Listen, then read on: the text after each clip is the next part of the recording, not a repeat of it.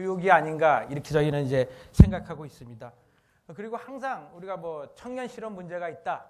그리고 왜 우리의 미래 먹거리가 뭐냐 이런 것들을 논쟁을 정부 차원이나 어디서 하다 보면 결국 끝으로 2시간 후에 끝으로 돌아가는 거는 교육이 문제다라고 들어와요. 교육이 문제다 아니면 이제는 지방교육이 문제다 또 이렇게 가요. 그것도 안 되면. 그래서 항상 이제 교육으로 들어가고 또 모든 우리나라 국민들이 대부분이 교육 전문가예요. 그래서 제가 이렇게 나와서 교육 얘기하면 오늘 저녁에 이제 집에 돌아가면 저희 집사람이 나보고 어이 당신이 교육에 대해서 알아? 뭘 안다고 나와서 떠들고 있어.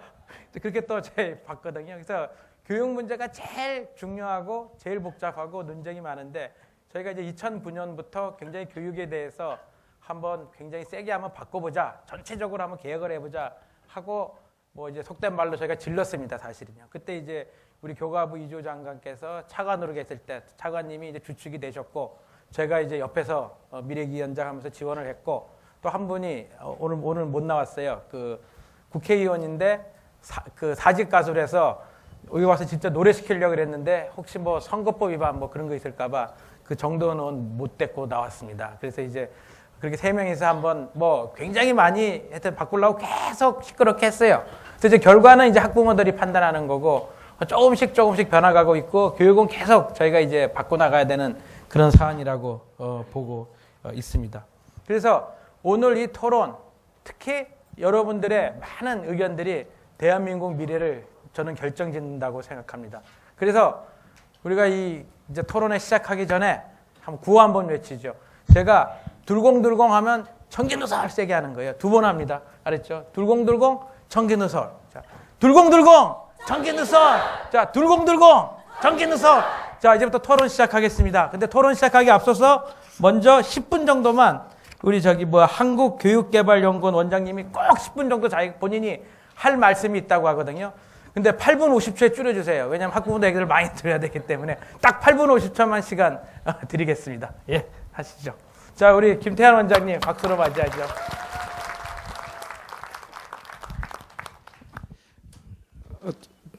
저는 아카펠라 노래가 더 좋던데 좀 아쉽습니다. 오늘 제가 교육개혁 주제로 발표를 하게 됐습니다. 사실 어제 아침에 제가 아프리카에 갔다가 도착을 했는데 제가 다녀온 나라가 그 부르키나파소라는 나라인데 부르키나파소 저도 처음 듣고 간 나라인데 그게 어진 사람들의 나라란 뜻이래요. 그래서 거기 사는 사람들은 진짜 어진 사람들이 사는 데인가 이렇게 생각을 했는데 가보니까 보이는 거는 황토색 흙하고 황토색 흙먼지하고 그런 것밖에 없었습니다. 그리고 거기서 제일 부러워하는 것은 한국이 저렇게 발전을 했는데 우리는 왜 이렇게 지금도 아직 못 살고 있나, 먹는 거 걱정해야 되느냐. 뭐 거기는 물이 제일 걱정이랍니다. 여름 한 3달 정도 그 비가 오고 나머지 9달은 비가 안 와가지고 완전히 그냥 그 건조한 그런 그 지역이었는데 물도 없고 전기도 못 일으켜가지고 이 집안에 전기를 계속 유지하는 것도 힘들어가지고 전기가 들어왔다 나갔다 하고 그런 국가였습니다. 근데 한국 같이 우리도 발전할 수 있지 않을까 해가지고 한국의 이 교육관계기관장들을 초청을 해서 어떻게 한국 교육이 그렇게 발전을 했는가를 물어보고 하는 그런 한국의 날 행사를 하루 종일 했었습니다. 정말 한국 사람이라는 것에 대해서 굉장히 자랑스러운 마음을 가지고 지낼 수 있었는데 한국에 들어와 보면 우리 국민들의 교육에 대한 기대가 너무너무 커가지고 그 기대를 못 맞춰드리기 때문에 학부모님들께서 실망도 하시고 또 불평도 하시고 아마 그런 걸로 알고 있습니다. 오늘 우리 이 정부 들어와서 많은 노력을 하고 있습니다. 아직 그동안 성취한 것도 있고 성취하지 못한 것도 있습니다. 그래서 제가 서두에 잠깐 학교 폭력과 관련된 내용하고 입학사정관제 이 학부모님들이 제일 궁금해하시기 때문에 그 내용 가지고 말씀을 드리겠습니다. 이 그동안 정부의 핵심 교육 정책은 이렇게 보이는 것 같이 많습니다. 열심히 노력을 하고 있습니다. 그런데 이 학교 오늘 제가 말씀드릴 내용은 인성교육과 학교폭력 그리고 입학사정관제입니다. 인성교육은 현재 이 사회적으로 큰 이슈가 되고 있습니다. 그동안 인성교육을 한다고 노력했지만 성과가 미흡하다는 지적이 많이 있습니다. 또 입학사정관제는 이 정부의 핵심 교육 정책입니다. 그런데 국민의 관심도 굉장히 높습니다. 그런 반면에 오해도 적지 않습니다. 그래서 이 내용과 관련해서 오늘 말씀드리겠습니다. 먼저 신문에 보도된 내용들을 보시면 부정적인 내용들이 많습니다. 보면 교실이 교사를 놀리고 딴짓하고 난장판 교실이다. 스마트폰으로 생중계한다. 또 학생들이 교사한테 예쁘네 하고 성희롱하고 교사가 나무라면은 휴대폰으로 찍어서 동영상으로 올리라 뭐 이런 정도로까지 좀 어지러운 그 분위기가 학교 현장이라고 언론에는 보도를 하고 있습니다. 지금 이런 상황을 개선을 해야 되는데 제도를 바꾸는 것은 그렇게 어렵지 않습니다. 그렇지만은 생각을 바꾸어야 이 현실이 바뀌는데 우리가 가지고 있는 생각들의 문제들이 많이 있습니다. 예를 들면 학생들 이 폭력과 관련해서 피해자는 신고를 해도 문제가 해결되지 않고 보복이 두렵다. 또 가해자는 학교 폭력을 단순한 장난으로 인식하거나 또 장난으로 위장하거나 또 목격자는 폭력을 목격을 해도 보복이 두려워서 방관하는 경우가 많다. 또 학부모들은 학교 폭력에 대해서 관대한 경우가 있습니다. 애들은 싸우면서 크는 건데 그거 뭘 그렇게 가지고 문제를 삼느냐. 또 학교 폭력의 원인은 피해 학생이 그 문제가 있기 때문에 그런 거 아니냐 이렇게 또 생각하는 부모님들도 계십니다. 또 교원들 입장 보면 교원들은 굉장히 온정주의적인 시각을 가지고 있습니다. 처벌보다는 교육적으로 이 계도를 하려고 하는 그런 이 노력들이 보이고요. 또 학교 폭력을 은폐하는 경향도 있습니다. 이 학교가 폭력이 일어난다는 것이 노출되면 학교의 이미지가 나빠지고 또 교장은 또 혹시라도 불이익을 당할까 걱정이 돼서 은폐하는 그런 경향도 있습니다. 그러면 우리 교육 현재 우리 학생들이 어떤 문제를 가지고 있는가를 한번 생각해 보겠습니다. 제일 위에 보시면은 우리는 그 최고 수준의 지적 역량을 가지고 있습니다. 그 피사 2009년에서 읽기 수학은 1, 2위고 과학은 2, 4위입니다. 다른 나라들이 다 부러워하는 그런 이 지적 역량을 가지고 있습니다. 그런데 여기서 보시면 사회성을 보면 세계에서 OECD 국가 22개국 대상으로 한 설문에서 21위를 했습니다. 이 사회성이 좋아야 사회에 나와서 성공을 하는데 학교에서 아무리 지식을 많이 쌓아도 이 사회성 능력이 떨어지면 사회에서 성공하기 힘듭니다. 이 사회성의 내용을 살펴보면 정직, 배려, 봉사, 소통, 협동하는 능력입니다. 이것을 우리가 키워서 이것을 배워서 사회에 나가야 되는데 이거를 잘 배울 수 있는 기회가 없고 학교에서는 이것만 중요하게 생각합니다. 왜냐하면 좋은 대학 들어가야 되고 좋은 직장 가져야 되는데 모두 시험을 가지고 평가를 하기 때문에 이 지식이 중요한 내용이 되고 있습니다. 그 다음에 이 감성이라고 하는 것은 교과목에 대한 예를 들어서 흥미, 관심, 자신감 등을 이렇게 비교를 해보니까 OECD 피사 성적을 내는 그 국가들을 다 비교해 보니까 한국은 이 수학 과학에 대한 흥미, 관심, 자신감이 42에서 52 사이입니다. 이게 뭐냐 하면은 좋아하는 마음, 지적 호기심입니다. 이것이 살아 있어야 대학에 들어가서도 공부를 할 텐데 중고등학교 때 이것만 지식만 하고 이거는 그냥 싫어도 억지로 하니까 이거는 다 죽어버리고 대학에 들어가서는 더 이상 공부할 마음이 안 일어나는 겁니다. 그래서 어떻게 하면 이 사회성과 감성 능력을 계속 발전시켜 나가는가 하는 것이 우리 교육이 안고 있는 큰 과제입니다. 보통 우리가 인성이라고 하면은 내용이 좀 막연한데 인성의 내용은 보면 사회성과 감성이라고 볼 수 있습니다. 우리 학교에서 좀 소홀하게 하는 이 부분입니다. 그리고 학교 우리가 창의적인 능력이 있어야 된다고 하는데 이 창의적인 능력은 지식만 있어서는 창의적인 능력이 생기는 게 아니라 사회성과 감성이 능력이 있어야 창의성이 생기는 겁니다. 그래서 현재 우리가 지식만 하고 있는데 앞으로 우리 교육은 이 사회성과 감성을 좀 더 잘 키워주는 인성 교육을 잘해야 되고 그것을 잘해야 전체적으로 창의성이 개발된다고 볼 수 있습니다. 왜 우리가 그러면 그동안 지식만 강조했느냐 하면은 우리 사회에서 성공하려면 시험을 패스해야 됩니다. 좋은 대학 가야 되고 좋은 직장 해야 되는데 전부 다 시험을 통해서 결정이 납니다. 우리 사회를 움직이는 메커니즘은 시험입니다. 그래서 이 시험 때문에 사회성과 감성은 이게 주목을 받지 못하고 개발이 못된 겁니다. 그래서 이 능력은 굉장히 중요한 건데 그동안 소홀히 했던 겁니다. 그래서 우리가 국제사회에 나가보면 제일 중요한 게 이 사회성과 감성, 이 인성입니다.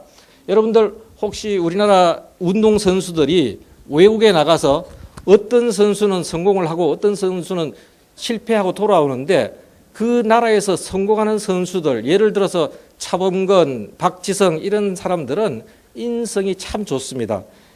국제사회에 나가서 성공하기 위해서는 좋은 인성을 가져야 되는데 그 좋은 인성이 바로 사회성과 감성입니다. 이거를 잘 가진 사람은 국제사회에 나가서도 성공을 하고 이게 없으면 국제사회에 나가서 성공하지 못합니다. 그래서 앞으로 우리 교육은 이 분야를 정말 잘 해야 되는데 이 분야가 너무 부족해가지고 그래서 이 입학사정관제가 도입된 이유는 지식만 가지고 이 선발하는 그 시스템을 바꾸기 위해서 학생들의 잠재 능력, 지적 호기심과 이런 것들이 살아있는 학생, 또 사회적으로 봉사한 경험이 많은 학생, 이런 학생들이 대학에 들어와서 공부할 수 있도록 하자고 하는 것이 입학사정관제입니다. 그런데 입학사정관제가 정말 앞으로 잘 정착을 해야 되는데 그 정착을 우리 모두가 이제 노력해서 이루어 나가야 된다고 봅니다.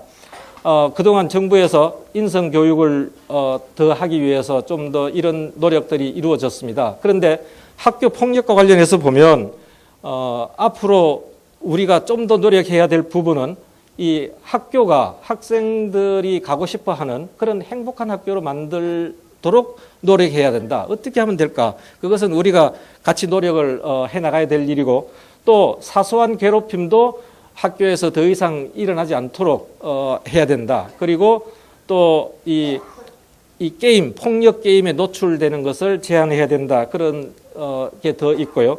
또 일진 학생들은 완전히 제거를 해야 되고 그리고 이런 그 가해 학생이나 이런 것도 우리 사회가 다 안고 가야 될 우리 아이들입니다. 그래서 저는 이렇게 생각합니다. 가해 학생하고 이 피해 학생들을 그 해병대 캠프에 넣어가지고 한 일주일간 같이 그 힘든 훈련을 한번 경험하게 하면 가해 학생들은 이 옆에 있는 이 친구하고 내가 같이 힘을 모아가지고 이 일을 해야 되는데 그런 생각을 하게 되고 또 피해 학생은 굉장히 이 나약한 그 마음으로는 사회를 살아갈 수 없구나. 더 강하게 내가 이걸 이겨내야 된다 하는 그런 강한 마음이 생긴다고 봅니다. 그래서 저는 해병대 캠프에 한 일주일씩 가해 학생, 피해 학생 보내서 좀 했으면 좋겠다는 생각이 들고요. 그 다음 입학사정관제 말씀을 드리면 2008년에 시작해가지고 지금 현재 121개 교회에서 한 12% 정도가 입학사정관제로 들어옵니다. 조금 전에 말씀드렸다시피 입학사정관제 도입 취지는 성적 가지고 들어오는 것은 한계가 있으니 인성이 좋고 사회성이 좋은 그런 학생을 뽑자는 취지가 있습니다. 그래서 입학사정관제가 좀 더 잘 정착하도록 이런 제안들을 하고 있습니다. 그러면 우리 아이들이 지덕체를 겸비한 그런 인격체로 자라도록 해야 되는데 학교와 정부의 힘만 가지고는 부족합니다. 그래서 우리 사회 전체가 가정, 학교, 사회, 정부 모두가 함께 노력해야 됩니다. 우리가 G20를 했고 올해 5월 달에는 에이펙 교육장관회의를 경주에서 합니다. 우리가 세계적으로 교육 리더십을 발휘해야 하는 그런 시대에 살고 있기 때문에 가정, 학교, 사회, 정부 모두가 함께 노력하는 그런 것을 하면 제가 감히 우리나라가 세계적으로 교육을 이끌어갈 수 있다 생각합니다. 그리고 이주호 장관님도 그동안 얼마나 노력하셨는지 모릅니다. 저는 감사드리고 앞으로 모든 일들이 여러분들과 함께 잘 되기를 바라겠습니다. 대단히 감사합니다.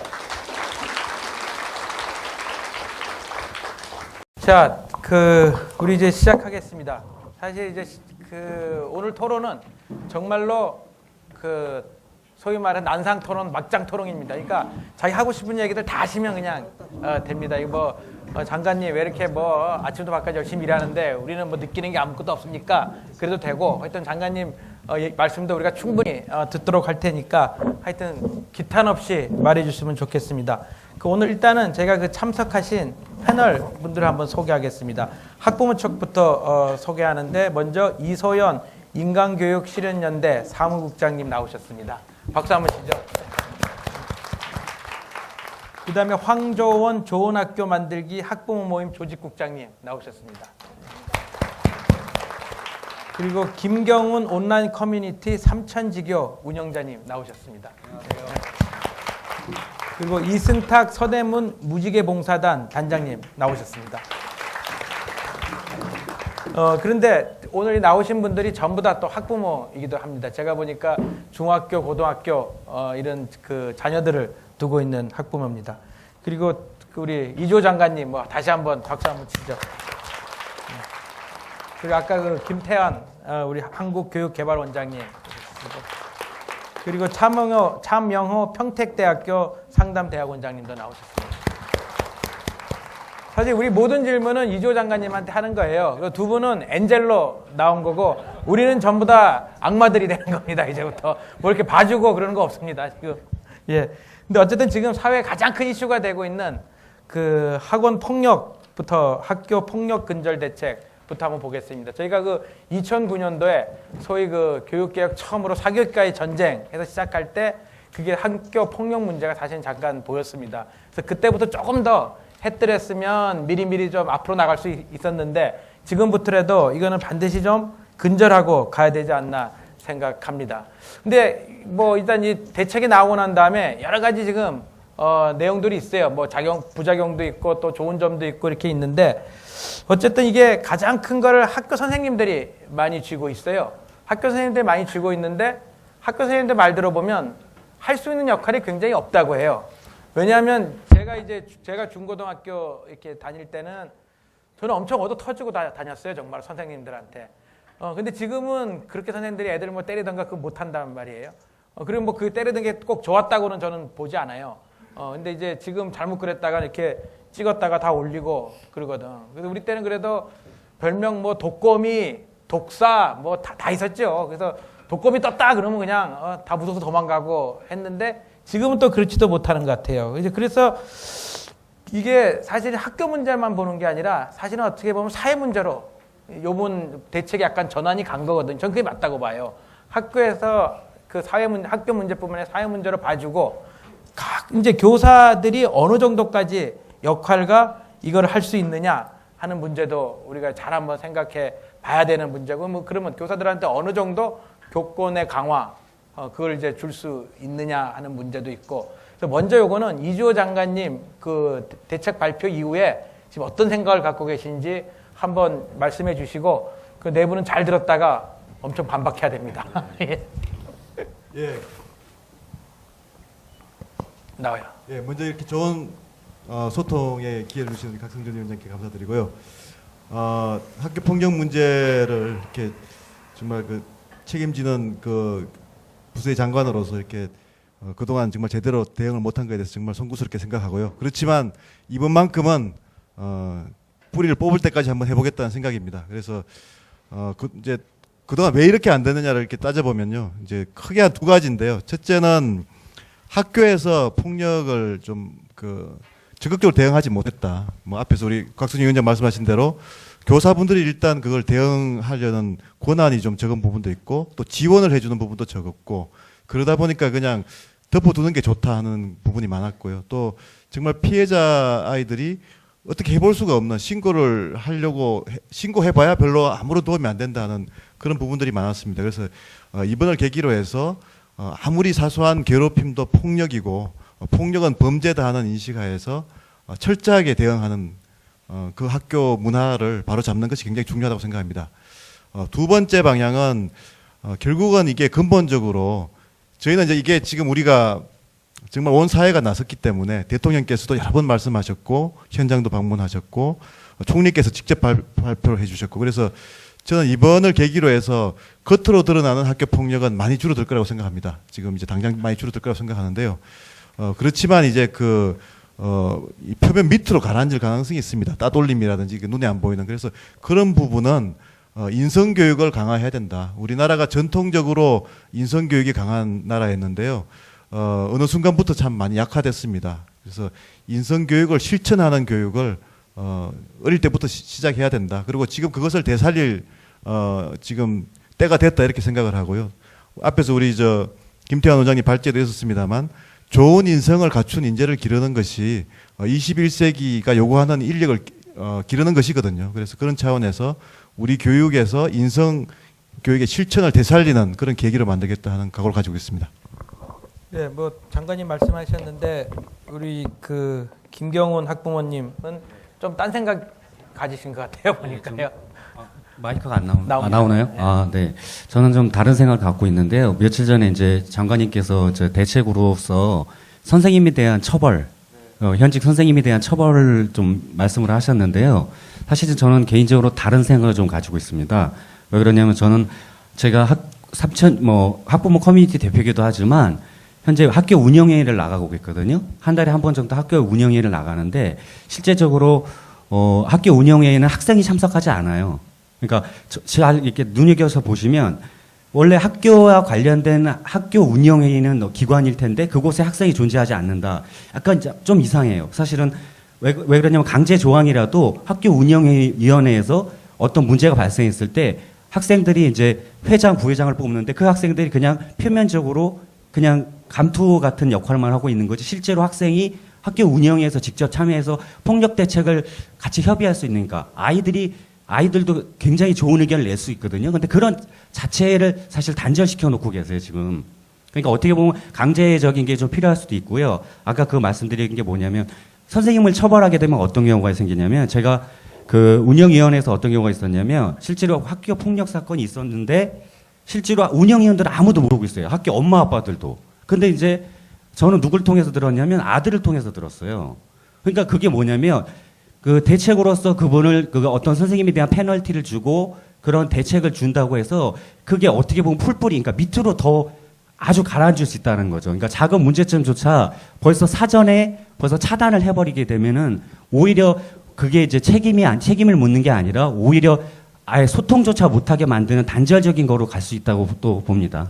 그러니까 네. 지금 교사 처벌은 좀 문제가 있다고. 네, 문제가 있다고 봅니다. 그다음에 이소연 학부모도 또 생각이 좀 약간 네, 또 두 분하고도 다 다른 것 같아요. 장관님하고. 지금 교사의 근무 현실이 어떤지 파악을 하시고 이런 교사의 직무유기로 형사 입건까지 되는 그런 현상을 발생을 했는지 묻고 싶습니다. 교사가 담임을 맡고 있으면은 실제로 수업에 필요한 준비를 하기도 굉장히 바쁜 실정인데 교사라는 이유만으로 아이를 맡고 있다는 이유만으로 아이들이 폭력 사태를 등한시했다고는 생각하지 않습니다. 단지 적극적으로 대처하지 못했다고 그 이유로만으로 교사를 징계한다는 것은 굉장한 교사에게만 책임을 지우는 듯한 그런 느낌을 받고요. 그리고 교사들이 괜찮습니다. 예. 대답해 주세요. 예, 원래 얇게는 짧게 해주는 게 좋아요. 2분. 제가 이거 너무 많이 가면 이렇게 하면 땅 칠 거거든요. 그럼 무조건 끝내줘야 됩니다. 예, 지금 우리가 이제 학교폭력자치위원회라고 있잖아요. 그 폭력이 일어나면 이제 자치위원회를 열게 돼 있는데 그게 한 학교당 그 한 건이 전혀 안 됩니다. 0.67건밖에 안 되거든요. 근데 실제로 학교폭력은 훨씬 많습니다. 그래서 지금 이제 지금까지 너무 이거를 덮어두고 있었다 하는 거거든요. 그럼 그걸 이제 드러내게 해야 되는데 드러내게 하려면 어떻게 하는가를 이제 고민을 해보면 일단 그 드러내놓고 이렇게 이제 열심히 하는 쪽에 많이 이제 장려를 해야 되겠죠. 그런 시스템이 같이 지금 들어가 있습니다. 선생님들이 열심히 할수록 인센티브를 드리는 쪽에 들어가 있고요. 그렇지만 항상 그 당근과 채찍이 같이 가야 되는 거 아니겠습니까? 그래서 그렇게 많이 장려를 해드리고 또 지원도 해드리고 하는데도 불구하고 그러니까 저희가 지금 그 과거를 생각하는 게 아닙니다. 과거에는 선생님들이 하고 싶어도 못하는 그런 구조가 많이 있었습니다. 법적 권한도 없었고 지원도 없었고 근데 그걸 다 해드리겠다는 겁니다. 해드리면서 그런데도 안 하시는 경우에는 그러면 사실 그 교원의 4대 비위라는 것이 성적 조작 같은 것이 4대 비위거든요. 그러면 학생의 성적을 조작하는 거랑 학생들에게 정말 치명적인 폭력 사실을 은폐해서 기록을 안 하는 거랑 그건 어느 게 더 위중한지 사실 그 비슷하다고 봐야 되는 거 아니겠습니까? 그래서 저희가 4대 비위에 버금가도록 그 징계를 하겠다는 것입니다. 그래서 그게 요 정책만 있는 게 아니고 다른 걸 다 지원해 드리면서 하겠다는 그런 뜻입니다. 네. 다른 분들 혹시 말씀하시죠. 학교 폭력하고 연결해서 지금 이제 과거보다는 앞으로의 제도의 부분에 대해서 말씀을 해주셨는데요. 제가 이제 학부형으로서 궁금한 점은 저도 이제 큰 아이 학교에서 폭자위 위원으로 활동을 하고 있고요. 그리고 이제 현장에서 단위 학교에서도 학부모 활동을 하고 있기 때문에 선생님들이 정말 얼마나 생활지도 힘드신지 그런 여러 가지들을 알고 있고요. 그리고 이제 저희 학교 같은 경우는 지금 그린카드제 도입 말씀하셨는데 이미 작년부터 그 학생 인권 조례 건과 관련해서 결국은 학교의 규칙이나 어떤 그런 것들을 지키는 주체는 학생이기 때문에 학생과 학부모와 교사가 함께하는 공청회도 열었고요. 그리고 생활지도면이 너무 안 되고 심지어는 학교 안에서 선생님이 담배를 소지하고 있거나 해도 아이들 수집원 검사를 할 수가 없으니까 쉬는 시간에 고3 아이들은 화장실에 가서 담배를 피고 오히려 옆에 교실 아이들은 그것 때문에 너무 학습에 방해가 된다고 아이들이 정말 탄원서를 제출하고 그게 사실 단위학교 현실이거든요. 그랬을 때 이 그린카드제가 도입이 된다라고 해도 막상 지금 서울시 같은 경우에 인권조례안 때문에 학교 현장에서 그게 적용되긴 굉장히 힘들다라는 거예요. 그랬을 때 교과부에서 어떤 역할을 해주실 수 있는지 그게 궁금하고요. 또 한 가지는 이제 며칠 전에 국회에서 그 법이 통과가 돼서 다행히 이제 피해 학생이나 이런 아이들도 치료비나 이제 이런 면에서 많이 혜택을 받을 수 있다라는 건 학부모 입장에서 다행이라고 생각을 하는데 그럼 과연 매년 그 3천억 이상의 예산을 어떤 식으로 어떻게 충당을 할 것이며 그것이 학교 안에서 정말 학부모나 학생들이 피부로 느낄 수 있도록 어떤 지원을 해주실 수 있는지 궁금합니다. 잠깐만요. 혹시 그 우리 이승탁 하고 그럼 잠깐만. 혹시 그 뒤에 그 방청객님 중에서 지금까지 토론한 것 중에서 한마디 하시고 싶은 말 여기요. 저 마이크 갖다 드리세요. 저기 마이크 혹시 자기 소개 잠깐 하시고 발표해 주시면 좋겠습니다. 네, 안녕하세요. 저는 원은길이라고 하고요. 학부모입니다. 지금 자녀가 셋이고요. 또 고등학교에서 근무하는 교사이기도 합니다. 사실은 그 경기도 교육청의 그 학부모 전문 강사로 활동을 하고 있는데 거기서 이런 것이 있다고 참석하라고 해서 참석을 했습니다. 뉴스를 보면 요즘에 그 학교 폭력이 굉장히 심각하지 않습니까? 학교 폭력 때문에 자살하는 아이가 매년 발생하기도 하고 한 가지 사실은 이제 교육부 장관님 나오셨으니까 학생들이 그렇게 많이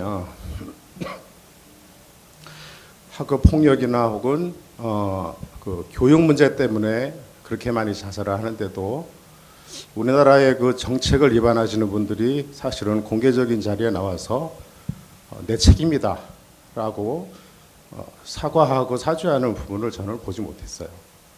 그것이 우선은 제가 굉장히 많이 힘들고요. 또 한 가지는 지금 말씀하시는 제가 이제 학부모 입장이기도 하고 교사 입장이기도 하기 때문에 학부모 입장에서 보면은 우리 아이도 학교에서 맞고 온 적이 있었습니다. 그래가지고 교화부 장관님은 지금 학교폭력 자치위원회라고 했는데 자치위원회가 아니고 징계위원회입니다. 징계위원회인데 그 징계위원회에 제가 우리 아들과 같이 간 적이 있어요. 간 적이 있는데 가해 학생은 아주 당당합니다. 아주 당당해요. 네, 징계 먹어도 그만이거든요. 얘들은 중학교에서 그랬는데 중학교는 퇴학도 없지 않습니까? 그런데 우리 아들은 다음에 또 맞을까봐 주눅 들어 있어요. 할 말을 못하고. 그것이 단일학교의 현실입니다. 그게. 그리고 그 책임을 갖다가 교사에게 사실 상당 부분 뭐 전가라 그러면 조금 죄송하지만 그런 경향이 지금 없지 않아 있는데요. 학교 교사 같은 경우는 사실 그 폭력에 대해서 대처하고 싶어도요. 대처할 수 있는 그 방법이 사실은 별로 없습니다. 왜냐하면 학교에서 인성교육을 강화하라고 계속 위에서는 얘기를 하는데 인성교육을 할 수 있는 시간이 있습니까? 아이들은 아침에 오면은 계속 공부해야 돼요. 그리고 그 자율학습까지 끝나면은 10시예요. 고등학교 같은 경우는 인성교육 할 시간이 없어요. 밥 먹는 시간도 바쁩니다. 아이들이. 선생님들도 그렇고요. 근데 그런 상태에서 뭐 학교의 폭력에 적극적으로 대처하지 못했다고 해서 징계를 주면 이제 보십시오. 틀림없이 담임 맡는 교사들이 점점 줄어들 겁니다. 학생 부장 맡는 선생님이 점점 줄어들 겁니다.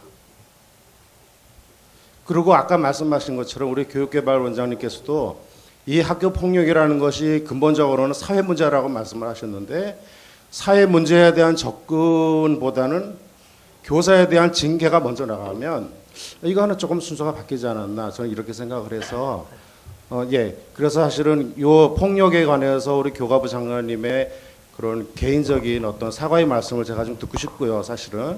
그리고 거기서 사회 문제를 해결해 주십사 하는 부탁을 좀 드리고 싶습니다. 예, 그 지금 나온 얘기들 들어보면 이제 그 학교 교사의 이제 책임 문제 플러스 그리고 이제 피해 학생 보호를 어떻게 할 거냐.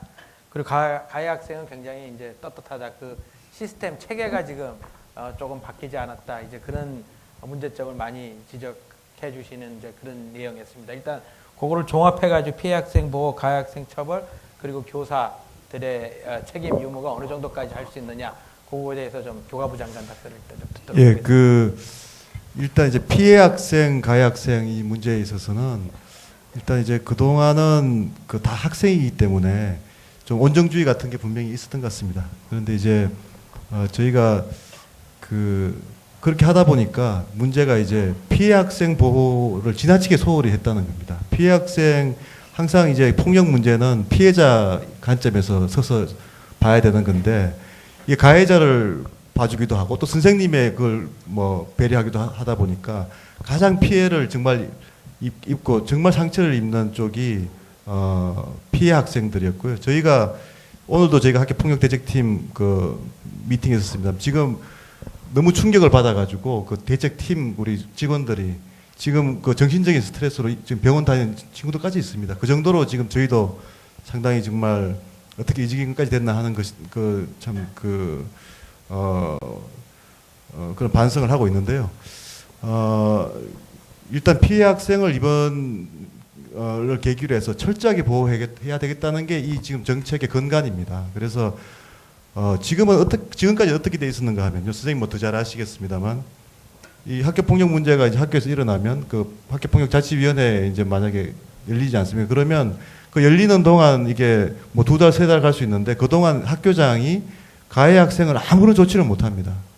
그러다 보면 뭐 가해 학생이 피해 학생을 보복 폭력을 할 수도 있고 이런 일이 뭐 숱하게 벌어지고 피해 학생은 그 사이에 뭐 엄청나게 정신적인 그 상처를 입고 그래서 일단 그 폭력 문제가 일어나서 학교장이 판단해서 피해 학생 보호가 우선이라고 판단이 되면 바로 가해 학생을 출석 정지를 시키겠다는 겁니다. 출석 정지를 시키는 것이고 그리고 이제 그동안은 이 가해 학생의 경우에 이제 그 대책위원회에서 뭐 징계위원회라고 하지만 징계가 결정되지 않겠습니까? 그러면 징계가 결정되면 그 징계받은 사실은 당연히 학교생활 기록부에 기록이 돼야죠. 그런데 기록도 조차도 하지 않았습니다. 그거는 우리가 뭐 예를 들어서 영어 수학 과목 2, 30점 맞으면 기록하는데 인성에 관련해서 낙제를 받으면 기록 안 하는 거거든요. 그것도 형평성에서 문제가 있다고 생각해요. 그만큼 우리가 인성교육에 대해서 이거는 그냥 대충 넘어가는 거다. 실천하고 아이들에게 반드시 그걸 실천하도록 해야 되는 거다. 그런 의식이 없었던 거죠. 그래서 학교 생활 기록부에도 반드시 기록하게 했습니다. 그리고 이제 아까 지적하셨듯이 이제 그 피해자의 경우에 가장 상처를 또 2번 입는 것이 그 치료비와 관련한 그런 이제 합의 과정에서 굉장히 또 피해를 입습니다. 그래서 일단 정부가 돈이 얼마나 들든 간에 먼저 피해 보상을 해주겠다는 겁니다. 그리고 이제 가해자가 구별이 되면 가해자에 대해서 구상권 행사를 할 수 있는 것이거든요. 그러면 물론 예산상 좀 그 구상권을 뭐 100% 할 수는 없는 것이니까 예산이 들겠지만 그 부분은 학교 안전 공제 시스템으로 해서 하겠다는 것이고요.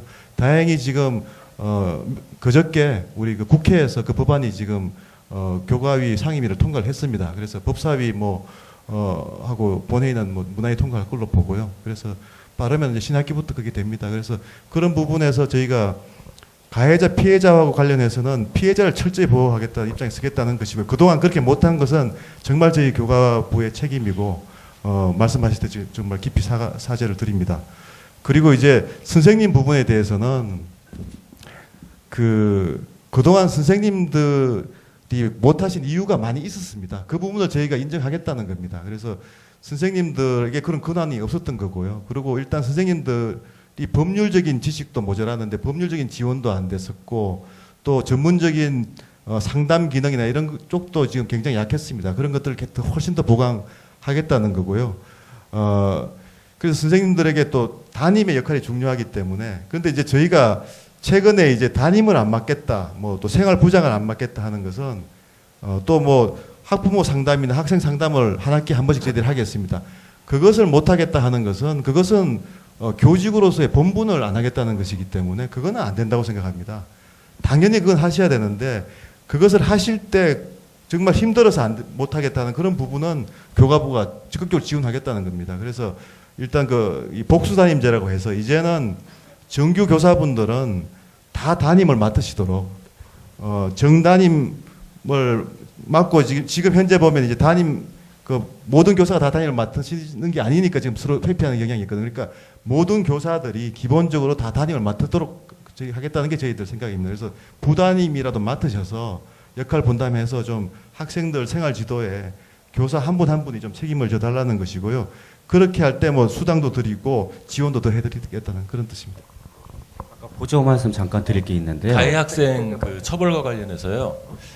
좀 더 실질적인 측면에서 이제 말씀드리고 싶은 게 있는데 지금 이제 학교에서 폭력 사태가 일어나게 되면은 우선 그 가해 학생한테 이번 그 정부 종합대책에도 보면은 어떤 출석 정지를 한다든지 또 심한 학생한테 이제 전학을 보내기도 합니다. 근데 문제는 그 가해 학생이 전학을 가거나 또는 출석 정지 후에 등교를 했을 때 또 똑같은 폭력 사태를 일으킨다는 게 문제입니다. 이게 근본적인 치유책이 안 되는 거죠. 그런데 문제는 더군다나 이제 그 피해 학생 같은 경우에는 피해를 당하고 나서 그 가해 학생이 같은 학교를 다니고 있어요. 또는 옆에 학교 전학 가서 다니고 있습니다. 그러면은 신고를 못 합니다. 보복이 두려워서. 그게 현실인데 그래서 저는 그런 생각을 해봅니다. 이 가해 학생들을 분리 교육을 해야 된다고 생각을 합니다. 아까 원장님께서 해병대 교육 말씀하셨는데 프랑스에서 프랑스 재활학교라는 걸 운영을 해서 그 엄청난 이제 효과를 거뒀다고 얘기를 들었는데 예를 들어서 뭐 공기 좋은 그런데 이런 대안학교 내지는 어떤 재활학교를 설립을 해가지고 이 정도가 심각한 가해 학생들을 그쪽에서 교육을 시키는 겁니다. 현실적으로 국가 예산이 부족해서 어떤 전문적인 교사가 전국에 배치될 수가 없으니까 그런 전문적인 교사들이 이곳에 집중 배치돼 가지고 교육을 한다면은 효과를 볼 수 있고 또 하나는 가해 학생들조차도 계속 방치가 돼서 문제가 되면은 나중에 형사 처벌까지 받게 되는 게 현실입니다. 그럼 가해 학생들 형사 처벌 받으면은 그 학생 평생에 씻을 수 없는 그런 어떤 상처가 가슴에 남게 되는 거니까 이런 대안학교 내지는 재활학교 자체가 오히려 가해 학생들에게 더 필요한 그런 그 제도라고 보고요.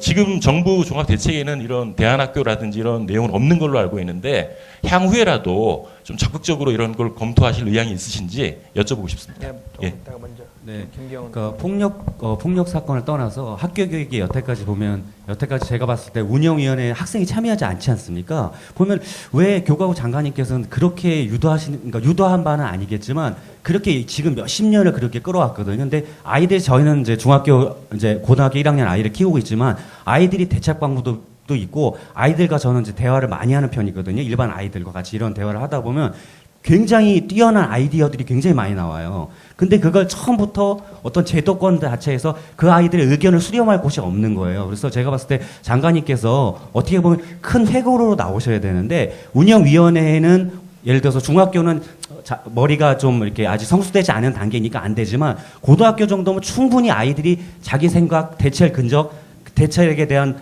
해법론 이런 거 제시할 수 있거든요. 그러니까 제가 봤을 때는 한 달에 한 번이라도 아이들과 그러니까 선생님, 아이들, 학부모가 같이 할 수 있는 게 그게 바로 운영위원회거든요.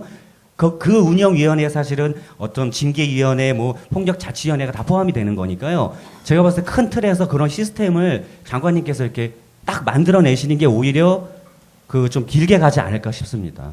네. 예, 우리 김경훈 선생님 말씀은 전적 공감이고요. 그래서 이번 대책에 이제 어떤 대책이 포함되어 있는가 하면 그 학생 생활 규칙을 그러니까 복장에서부터 아이들 이제 사소한 이제 그런 이제 학교 생활에서 이런 여러 가지 규칙들이 있지 않습니까? 그거를 선생님, 학부모, 학생이 다 참여해서 그걸 만들자. 그래서 지금 올해 1학기는 모든 학교들이 그걸 같이 만들자는 겁니다. 저희가 지금. 그래서 2학기 때부터는 그걸 다 지키자 하는 겁니다. 그러니까 이제 그린카드 이제 말씀하셨습니다만 사실 학교 폭력이 없는 학교들을 보면 그런 생활 규칙들을 그러니까 이제 폭력이라는 게 우리 뉴욕시 사례도 잘 아시겠습니다만 그 뉴욕시장이 한 일이 유리창 깨는 것부터 없앤 거 아니겠습니까? 사소한 일부터 이렇게 잘 지켜나가야지 큰 일이 안 터지는 것이거든요. 그러니까 사소한 생활 규칙을 이제 잘 지키게 해야 되는데 그 핵심이 규칙을 만드는데 모두 다 참여해야 된다는 겁니다. 참여를 해야지 학생들이 지킵니다. 그러니까 이제 그게 어떻게 보면 인성교육의 출발점입니다. 그 인성교육이라는 게 별것이 아니고 사실은 규칙을 잘 지키는 습관을 붙이는 거 아니겠습니까? 그래서 저희가 이번만큼은 학생 생활 규칙이 그냥 문서로만 있는 것이 아니고 다 참여해서 만들고 그 만들고 나면 학부모와 학생에게 일일이 다 동의서를 받도록 하려고 합니다. 동의서를 다 받아가지고 지키는 걸로. 그렇게 하면 훨씬 더 이제 그 규칙을 지키는 문화가 될 거라고 생각하고요. 학교 운영위원회 지금 작년인가 법제화가 돼서 학생 대표의 의견을 들어야 한다 하는 그 조항이 들어갔습니다. 들어갔는데 네네. 실제적으로 아이들이 참여하지는 않아요. 네, 압니다. 그래서 이번을 계기로 해서 저희가 그 학교 운영위원회 학생 대표 의견을 듣는 것도 훨씬 더 활성화되도록 그렇게 하겠습니다. 그래서 선생님 그 취지는 저희가 100% 동감을 하고요. 지금 말씀하신 그 부분도 저희가 굉장히 중요하다고 생각을 합니다. 제가 오늘 이제 여기 오기 전에 종교계 그 지도자분을 한번 방문을 해서 이 재활치료기관에 대해서 협조를 부탁을 했습니다. 사실 재활치료는 굉장히 어렵습니다.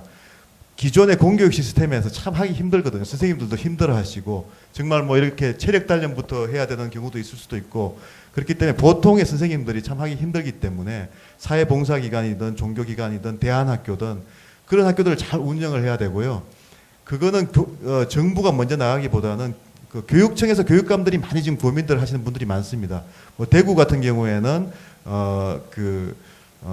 이 방송통신중학교를 운영을 해서 그러니까 이 방송통신으로 이렇게 공부를 하고 일주일에 한 이틀 동안은 그냥 학교 와서 예체능 활동만 하도록 이제 그렇게 필요한 아이들이 분명히 있는 거죠. 그렇게 해서 이제 재활치료를 해서 이제 한 1년 정도 하면 이제 복귀를 하는 그런 것들을 많이 해야 되는데요. 그 부분은 저희가 이번 방안에 지적하셨듯이 담지를 못했던 이유가 이거는 중앙에서 할 건 아니다. 그렇지만 꼭 해야 되기 때문에 저희가 이번에 이제 대책을 발표하면서 총리께서 매달 챙기겠다. 매달 회의를 하고 매달 해보면서 안을 더 보완하겠다고 했으니까요.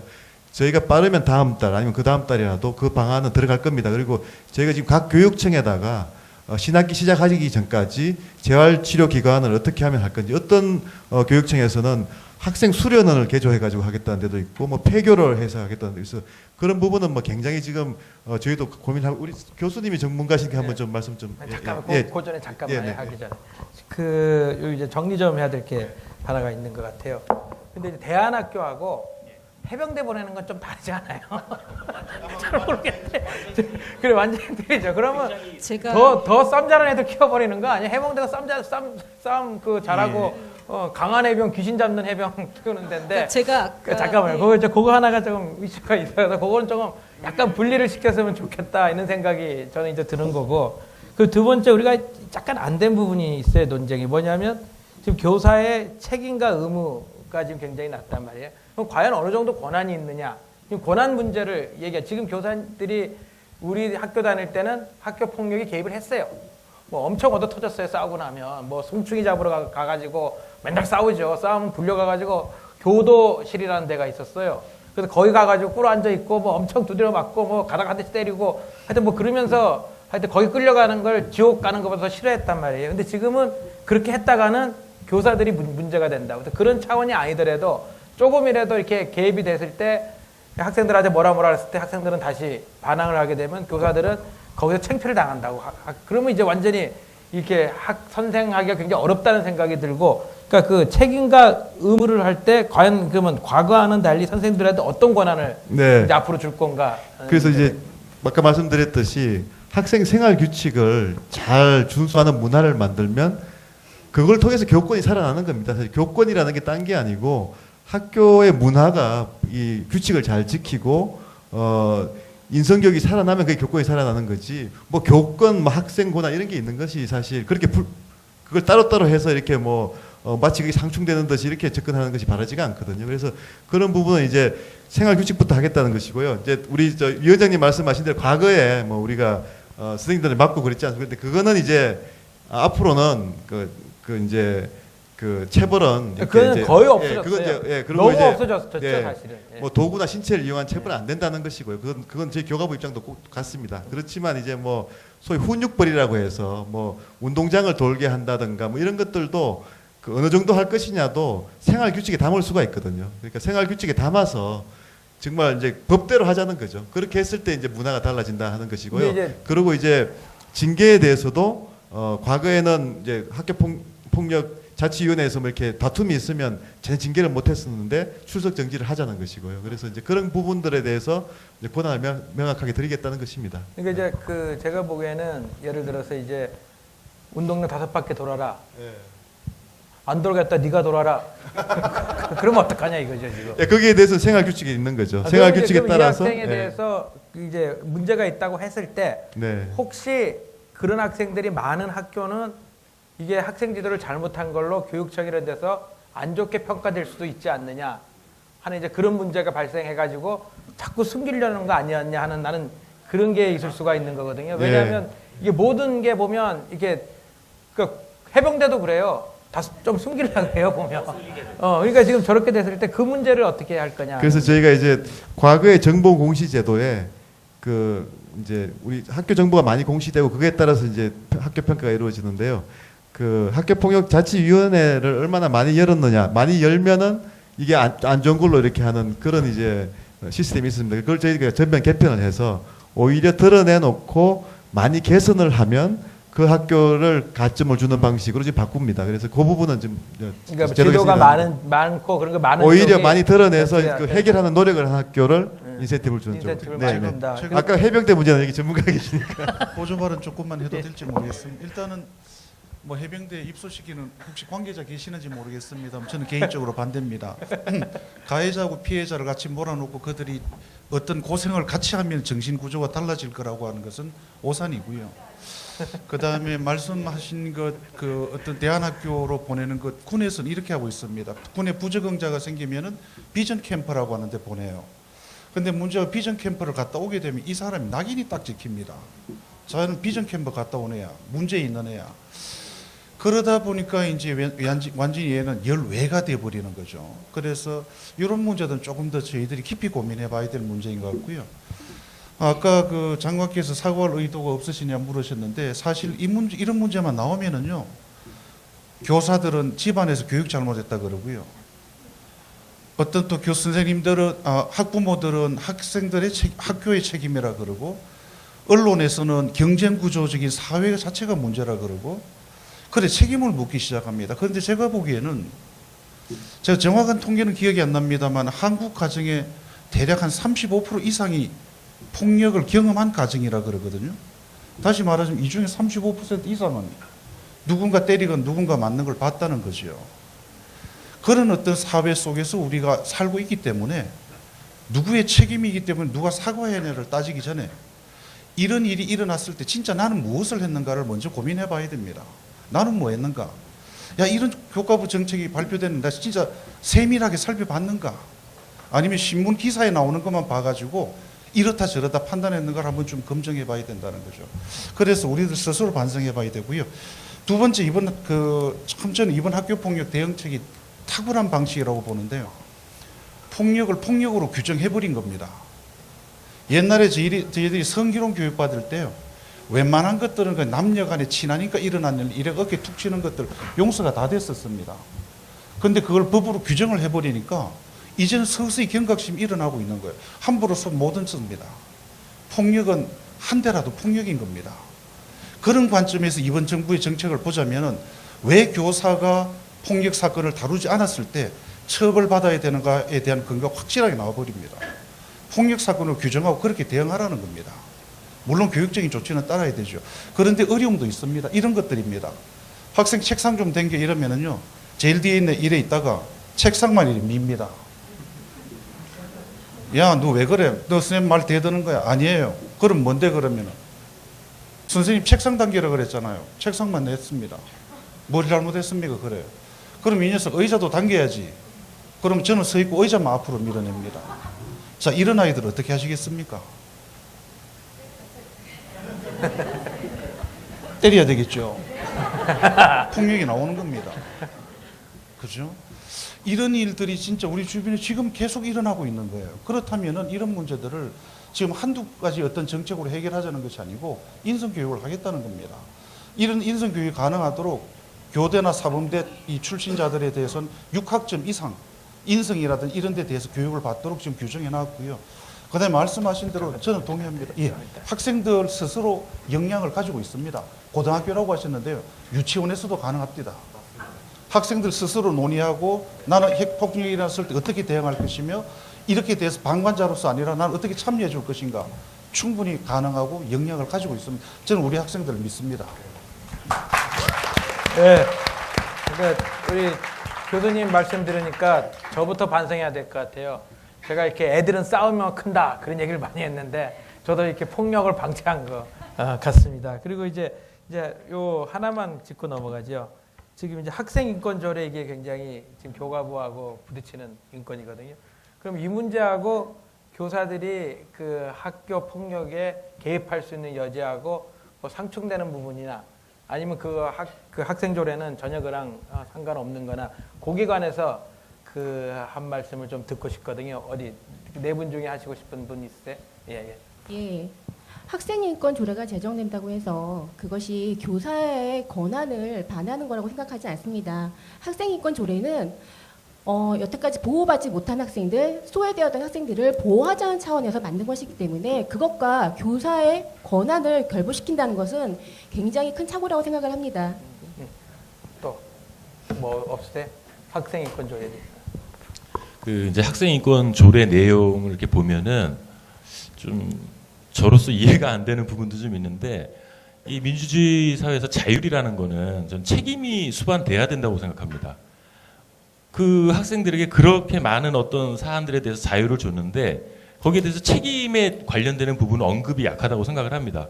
그렇게 되면은 지금 일선 그 선생님들도 결과적으로는 이런 학내 폭력이라든지 이런 걸 제어할 수 있는 힘도 없어지게 되고 그래서 좀 학생 인권 조례상의 학생들의 그 자율 이상으로 그 책임에 대한 부분이 많이 반영돼야 된다고 생각을 합니다. 예, 그 교과부 장관 말씀드리기 전에 방청객 중에서 혹시 여기 대해서 말씀하시고 싶은 분 있으세요? 어디? 예, 저쪽.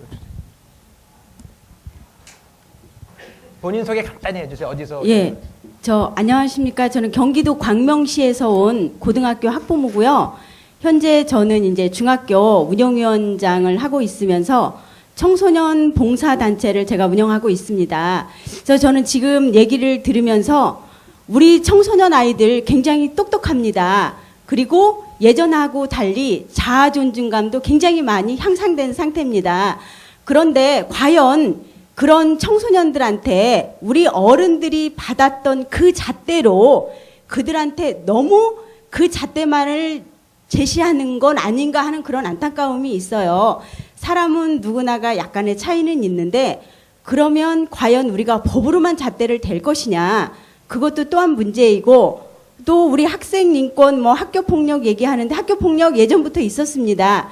제가 2002년도부터 저희 아이가 이제 지금 고2 올라가는데 그때부터 제가 운영위원과 운영위원장을 쭉 하고 있는데 그때도 이런 문제 굉장히 많았는데 뭐냐면 서로가 나만 내 자식만이라는 그런 게 너무 요즘 부모들한테 강해서 그런 일이 발생을 하기 때문에 국가가 어떤 법으로 다 해결하기보다는 지역사회와 함께 더불어서 해야 된다고 생각하고요. 우리 아이들은 굉장히 발전 가능성이 있는데 그들한테 한순간의 잘못으로 인해서 낙인을 찍어서 그 아이가 반성하고 성공할 수 있는데 혹여 오점이 되지 않을까. 그래서 우리 어른들이 기성세대에서 그들한테 낙인 찍는 거는 좀 더 다른 방안, 좋은 방안을 좀 구석해줬으면 좋겠고요. 또 하나는 이제 그 아이들한테 그들이 잘못했는데 물론 이제 맞벌이 가정이 많다 보니까 그런 일이 발생을 하는데 부모 또한 교육이 필요하다고 봅니다. 아이가 그렇게 되기까지는 왜 국가와 사회한테만 맡기냐는 얘기죠. 내 자식 내가 낳았지 않습니까? 그러면 내 사랑으로 우리 아이가 그렇게 가게 내버려 된 데에 대한 죄도 있으니까 저는 맞벌이로 인해서 힘들면 그 부모도 내 자녀를 이해할 수 있는 교육을 받을 때 차라리 국가에서 그 부모한테 휴가를 줄 수 있는 어떤 교육받을 수 있게 휴가를 줄 수 있는 제도를 만들어준다든지 일당이면 일당을 좀 준다든지 이런 식으로 하면 왜 청소년 아이들의 말을 들어주지 않기 때문에 봉사가 나타나는 거거든요. 그래서 저도 이제 아이가 3명인데 지금 고2 올라가는 아이가 사춘기로 굉장히 몸살을 앓았어요. 그래서 이제 본인이 가고 싶은 학교도 못 갈 정도로 그렇게 몸살을 앓았는데 그 아이 때문에 제가 이제 봉사단체를 맡으면서 그 아이를 봉사로 인해서 그 아이가 청소년기에 나타나는 그런 그 본인이 굉장히 청소년들이 그 가지고 있는 거 하나가 자기중심적이고 우화적이잖아요. 나한테는 내가 높은 곳에서 떨어져도 나만큼은 죽지 않을 거다. 그렇기 때문에 그들이 떨어지는 현상이 굉장히 많다 그럽니다.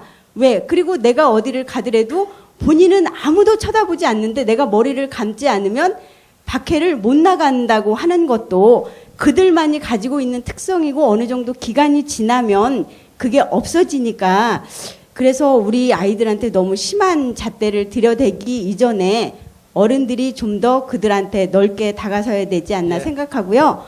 또 잘 하나, 알겠습니다. 다음에 또 기회를 드리겠습니다. 자, 이제 그 마지막으로 이 교과부 장관님이 정리해 줄 게 있습니다. 아까 말하는 교사의 권한, 책임, 권한 그리고 책임 의무 한번 정리해 주시고 그리고 학생 인권 조례와의 그 관계 한번 정리해 주시면 좋겠습니다. 예, 그 교사 부분은 저희가 이제 그 교사분들에게 그러니까 학교 폭력에 있어서 이제 폭력이 일어나면 할 수 있는 조치 권한들을 많이 드리고요. 그렇게 해서 그러니까 주로 어떤 권한 많이 드리시나요? 그러니까 이제 출석 정지를 바로 할수 한다든지 있고, 예. 또 학생 생활 기록부에 이제 적는다든지 그리고 이제 그 담임으로서 또 이제 그 역할을 한다든지 이런 이제 그 교사분들의 역할을 많이 이제 요구를 하지만 또 그에 따른 또 이제 지원을 많이 할 것입니다. 그래서 이제 그 우리가 이제 위 프로젝트라고 있습니다. 이제 치료나 상담이 필요한 아이들에게 이제 치료 상담을 해주는 기관인데요. 그래서 위 센터나 또 그런 것들을 통해서 이제 계속 지원을 해주고 또 이제 과거에는 이제 이 은폐하는 그런 경향이 있었는데 이걸 드러내놓고 이렇게 이제 잘 처리하시면 거기에 대해서 또 인센티브도 드리고 뭐 그런 식으로 이제 교사분들의 역할과 책임을 이제 바로 잡겠다 하는 것이고요.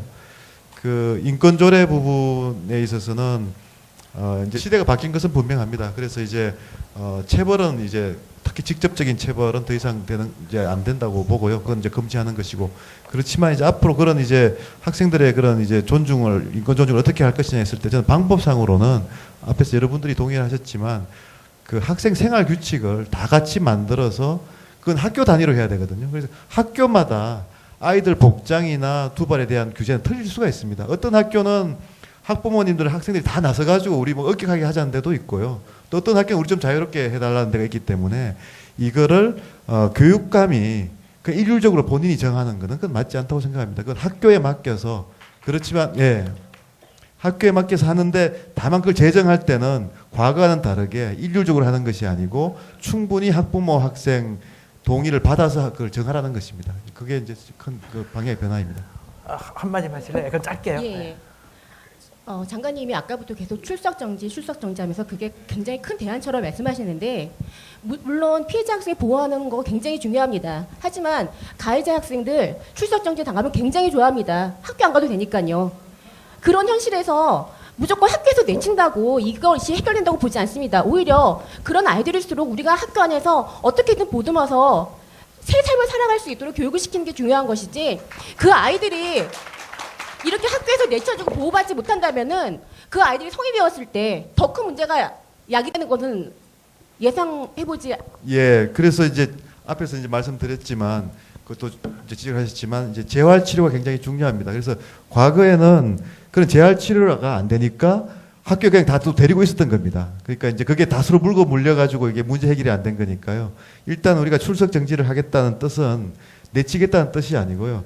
그 출석 정지를 하고 그 아이를 충분히 재활 치료를 하겠다는 뜻입니다. 그걸 해야지 또 출석 정지 제도가 또 이제 제대로 이제 정착이 되는 것이고요. 두 개가 맞물리는 것이니까. 학교장과 교사에게 그 징계 권한을 많이 부여하신 의미에서 학교장 재량으로 출석 정지를 할 수 있다고 하셨잖아요. 그러면은 학교장과 교사는 책임을 면피하기 위해서 출석 정지를 남발할 수도 있습니다. 그럼 그 학생은 출석 정지로 인해서 수업 일수가 모자라, 출석 일수가 모자라서 졸업을 못하는 경우도 발생합니다. 이런 경우에는 학교에서도 보호받지 못하고요. 그렇다고 그 학생들이 사회에 나가서 누가 받아줍니까? 그리고 재활치료, 어떠한 재활치료가 구체적으로 이루어지고 있는지 그게 궁금합니다. 예. 근데 그 문제는 그 학생이 계속 폭력으로 어떤 가해 학생이 돼가지고 실질적으로 이번 종합대책에서도 보면은 출석 정지 일수의 제한을 없애도록 했어요. 그러면은 출석 정지를 그렇게 많이 받은 학생은 유급을 당하고 사회적으로 불이익을 당해야 됩니다. 그 학생도 똑같이 대우를 받고 그 학생을 끝까지 보듬어주고, 이게 사회의 책임은 아니죠. 굉장히 위험한 발상이신데요. 가해 학생도 학생이에요. 학생인데, 네. 자, 그만큼 그게 반복되는 행위를 해가지고 피해를 지금 줬다면 어린애 잣대로 그 아이들을 보시니까 그렇게 느껴지시는 거고요. 실제 그들의 머릿속과 그들의 그 단계, 그들의 생각으로 같이 접근하면 가해 학생도 똑같은 아이들이에요. 그거 굉장히 이분법적으로 접근하시는 건 굉장히 위험한 거예요. 왜냐하면 가해 학생들은 그럴지라도 어느 기관에서 다 받아주어야 됩니다. 그 아이들도 저희 아이들이에요. 자, 우리 그래서 저도 아까 그런 대안학교로 말씀을 드린 거죠. 자, 뭐 그런 학생을 내치자는 뜻이 아니고요. 잠깐 우리 한 번 이제 예, 우리 한 지금- 번 더 발언하셨어요, 원장님. 잠깐 1분만 듣고 또 드릴게요. 지금 우리가 이제 문제를 이제 어떻게 접근해야 되느냐, 뭐 여러 가지 방법이 있을 수 있는데, 이 문제 시작은 폭력에 의해서 죽음에 이르게 한 사건들이 계속 일어나고 있지 않습니까? 그러니까 이 폭력이 다른 학생들의 그 인생을 망치는 일이거든요. 근데 이거를 중단을 시켜야 되는데, 이 가해 학생 인권을 생각해가지고 가해 학생을 보호해주는 그런 태도를 취하면 이 폭력을 건절하기가 정말 힘든 겁니다. 그래서 아마 이거는 일시적인 조치라고 보는데, 정말로 가해라는 것은 더 이상 해서는 안 된다는 그런 생각으로 일단 가해 학생들을 격리시켜서 교육을 하면은 피해를 당하는 부모들은 그래도 안심하고 자녀들을 학교에 보낼 수가 있습니다. 폭력하는 학생을 그냥 학교에 놔두면 그 피해를 보는 학생들의 부모들은 학교에 어떻게 안심하고 보냅니까? 그래서 일단은 그렇게 하는 게 옳다고 봅니다. 제가 한 가지 점만 더 강조하겠습니다. 그 이제 가해 학생의 경우에도 이제 선생님 말씀하신 대로 사실 피해를 당하다가 가해 학생이 된 경우도 있거든요. 그래서 이게 이제 폭력 자체 건수가 많이 줄어들어야 됩니다. 그래서 이게 이제 이 어릴 때부터 이제 이런 이제 자꾸 폭력에 노출되고 폭력을 당연시 하다 보면 가해자가 되기 때문에 학교 문화 자체를 인성교육이 실천되는 그런 쪽으로 계속 하면 사실 그렇게 해도 정말 가해를 하는 경우에는 사실 이제 좀 엄하게 해야 되는 거거든요. 근데 지금 이제 딱 시점에서 딱 생각해서 다 억울하죠. 다 억울하지만 이 시스템을 이제 바꾸려면 충분히 인성교육도 강화하고 가해자 아이들에게는 재활치료 교육도 이제 강화를 하고요. 그런 전제 하에서 엄격하게 처벌하는 것도 해야 됩니다. 그러니까 이제 다른 걸로 일단 답변 넘어. 1분만 하겠습니다. 이 가해자 중심에서 보면은 상당히 논리적인 얘기들이시고요. 근데 피해자 중심은 또 다른 문제가 되는데 예를 들면 이렇습니다. 길거리 걸어가는데 고등학교 학생 5명이 담배를 피고 있어요.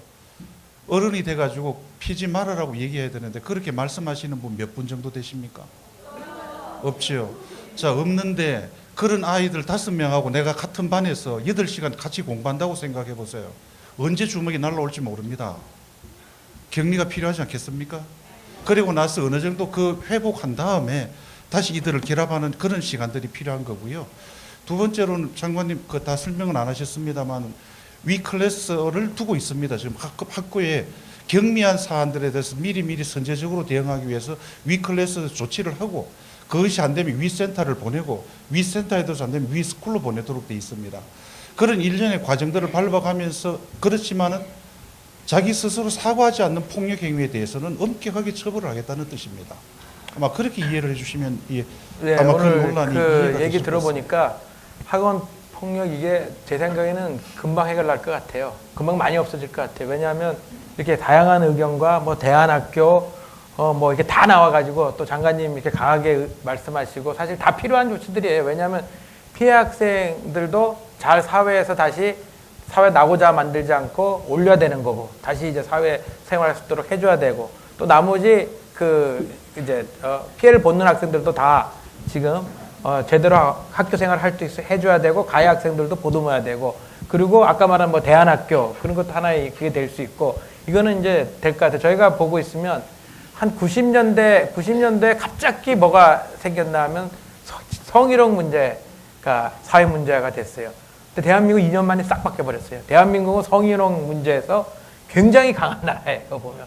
특히 저는 교수를 했기 때문에 캠퍼스가 완전히 바뀌었어요. 그러니까 옛날에는 80년대 말 이럴 때는 잔디밭에 딱 누워서 여학생 지나가면 어이 그러고 이제 그랬는데 와 그랬다가 그냥 제가 교수로 들어간 다음에 보니까 데자우에 그냥 붙어요. 그럼 뭐 하여튼 학교 못 다니게 돼버리더라고요. 그러니까 이것도 보면 이렇게 이제 사회가 관심을 갖기 시작했거든요.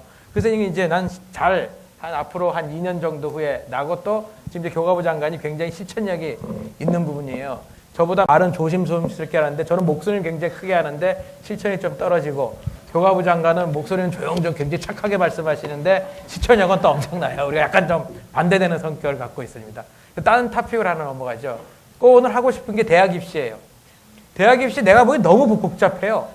뭐 복잡해가지고, 그러니까 우리 입학처장한테 제가 이제 고려대학교 경제학 교수였기 때문에 물어보면 두 가지를 얘기해요. 잠깐만 기다려라. 내가 살펴보고 얘기해주겠다. 그게 하나. 그러니까 잘 모르는 거야, 입학처장이. 그리고 이제 두 번째 나한테 하는 얘기가 애들 입시는 학부모들의 컨설팅 능력이다. 학부모가 1년 내내 그만 들여다보고 있는 학부모가 유리하다는 거예요.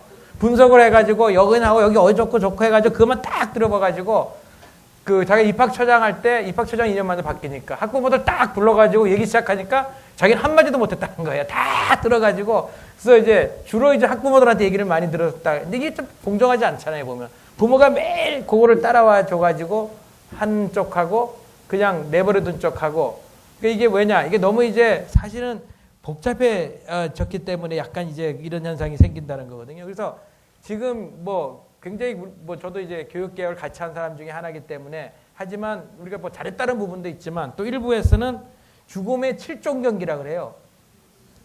내신, 논술, 수능, 비교과 스펙, 면접 구술, 동경쟁, 컨설팅 경쟁, 7종 경기. 이거를 극복하는 자만이 대학을 간다 이런 말도 나온단 말이에요. 그래서 한번 하여튼 이것도 대학 입시 이것도 논쟁을 한번 해봐야 돼요. 왜냐하면 결국은 사교육비 줄이는 것도 중요하고 약간 줄었어요. 지난 정부에서는 한 배로 올랐고 이 정부에서는 모르겠어요. 이제 작년 거 나와봐야겠지만 재작년 거는 뭐 건국 이래로 3% 줄었다고 그래요. 근데 뭐 학부모들은 아직까지 실감은 잘 못하겠죠. 늘어날 때는 굉장히 늘어나는데 한 2, 3% 줄어봤자 뭐 20 몇만 원이면 한 10,000원, 2만 원이란 말이에요. 그래서 조금이지만 하고 있어요. 그래서 지금 요 대학 입시에 대해서 일단 교과부 장관님 말씀 한번 듣고 또 한번 반박을 한번 해보죠. 예, 그 대학 입시에 대해서는 저희가 이제 그 처음에 이제 정부 초기에 이 뭐 교육 정책을 어떻게 가져가느냐 했을 때 가장 많이 고민하는 부분이 대학 입시 아니겠습니까? 사실 뭐 많은 교육 문제가 이제 대학 입시에 대한 지나친 부담이나 그런 걸로 시작이 되기 때문에 어떻게든 입시 부담을 좀 줄일 수 있는 방법을 고민하게 되는데요. 역대 정부가 다 그런 고민을 해서 방안을 내놨다가 번번이 실패를 했었습니다. 그래서 이번 정부만큼은 실패를 하지 않아야 되겠다는 각오가 컸었고요. 그랬을 때 어떻게 하느냐 했을 때 일단 이거를 일거에 할 수는 없다. 과거 정부에서는 일거에 한번 이렇게 확 바꿔가지고 문제를 일거에 해결하려고 했다가 여러 번 실패를 했었습니다. 그래서 이 문제는 그 점진적으로 가야 되겠다.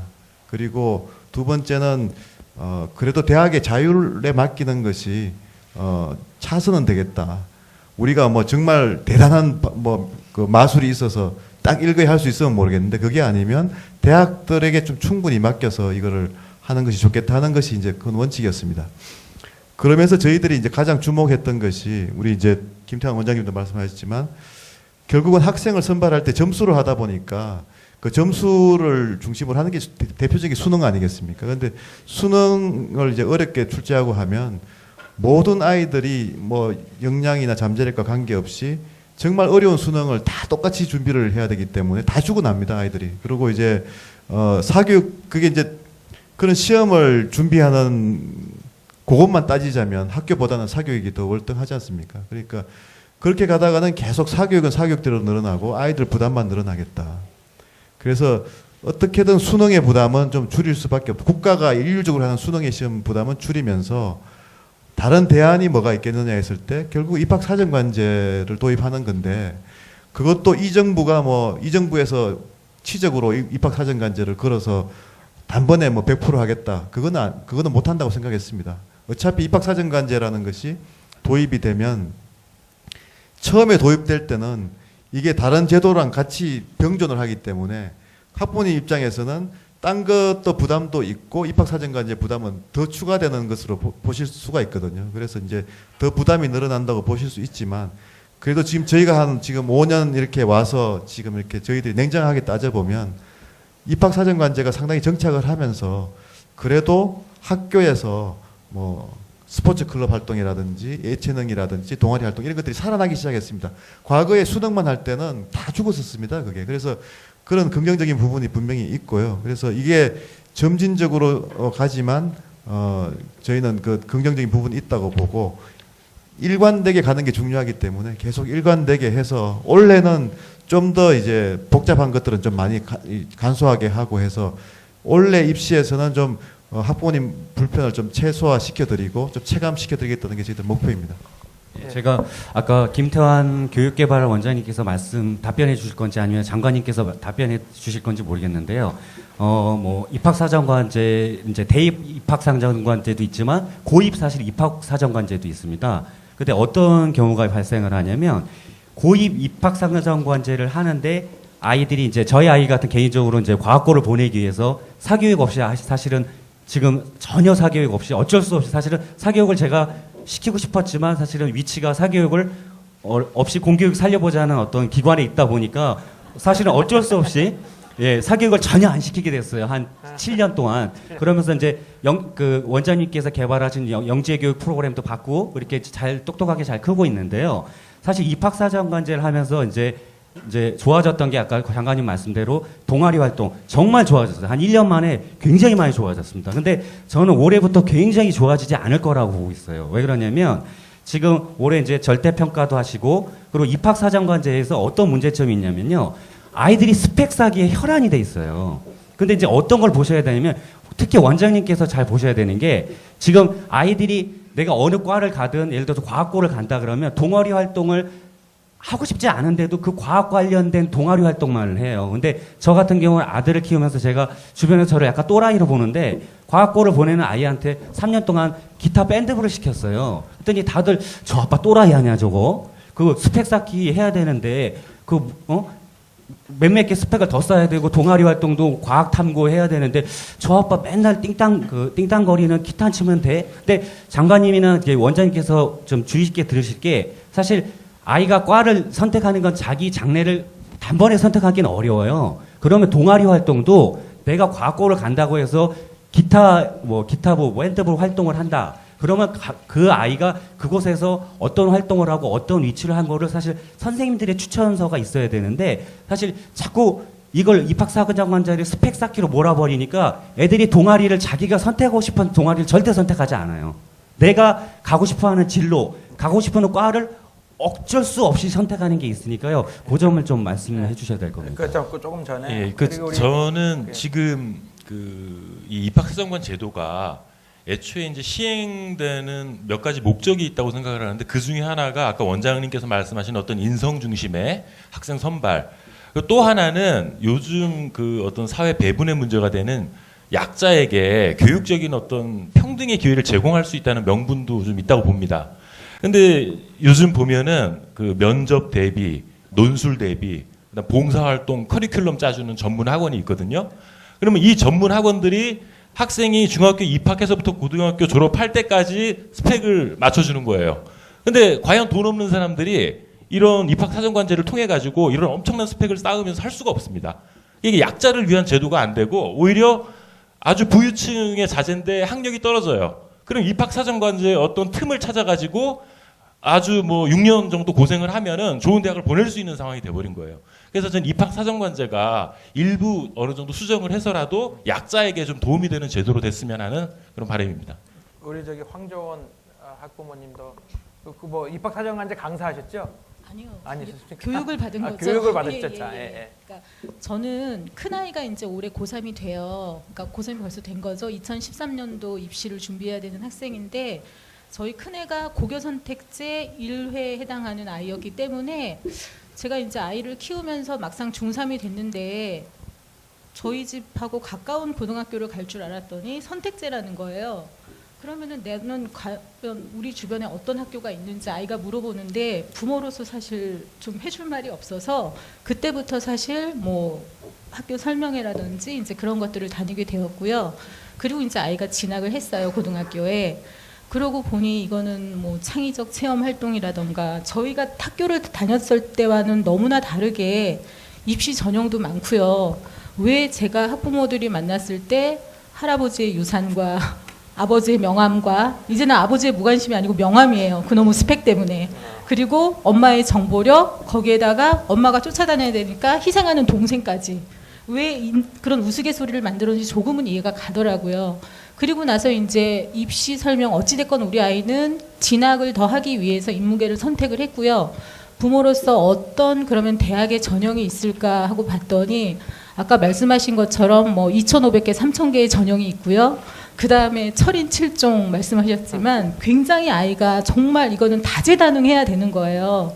그래서 이제 그러던 차에 제가 교과부하고 대학교육협의회에서 학부모들을 대상으로 입학사정관제에 대한 이해를 돕는 교육이 있다라는 것을 알게 되었어요. 그래서 이제 30시간 이수를 하면서 급변하는 교육 정책에 학부모로서 어떻게 대응을 해야 되는지 그리고 이제 여러 가지 입학사정관제도란 무엇인지 그런 것들을 이수를 받았고요. 그리고 이제 그게 너무 좋아서 저희 단위학교에서 일하는 학부모님들한테도 많이 주변에 추천을 했었고요. 그리고 이제 그분들 중에서 올바른 그 단위학교에 공신력 있는 정보를 제공하고자 하는 의도로 그 이제 대표 강사 양성 과정이 또 있어서 이제 거기를 이수를 했고요.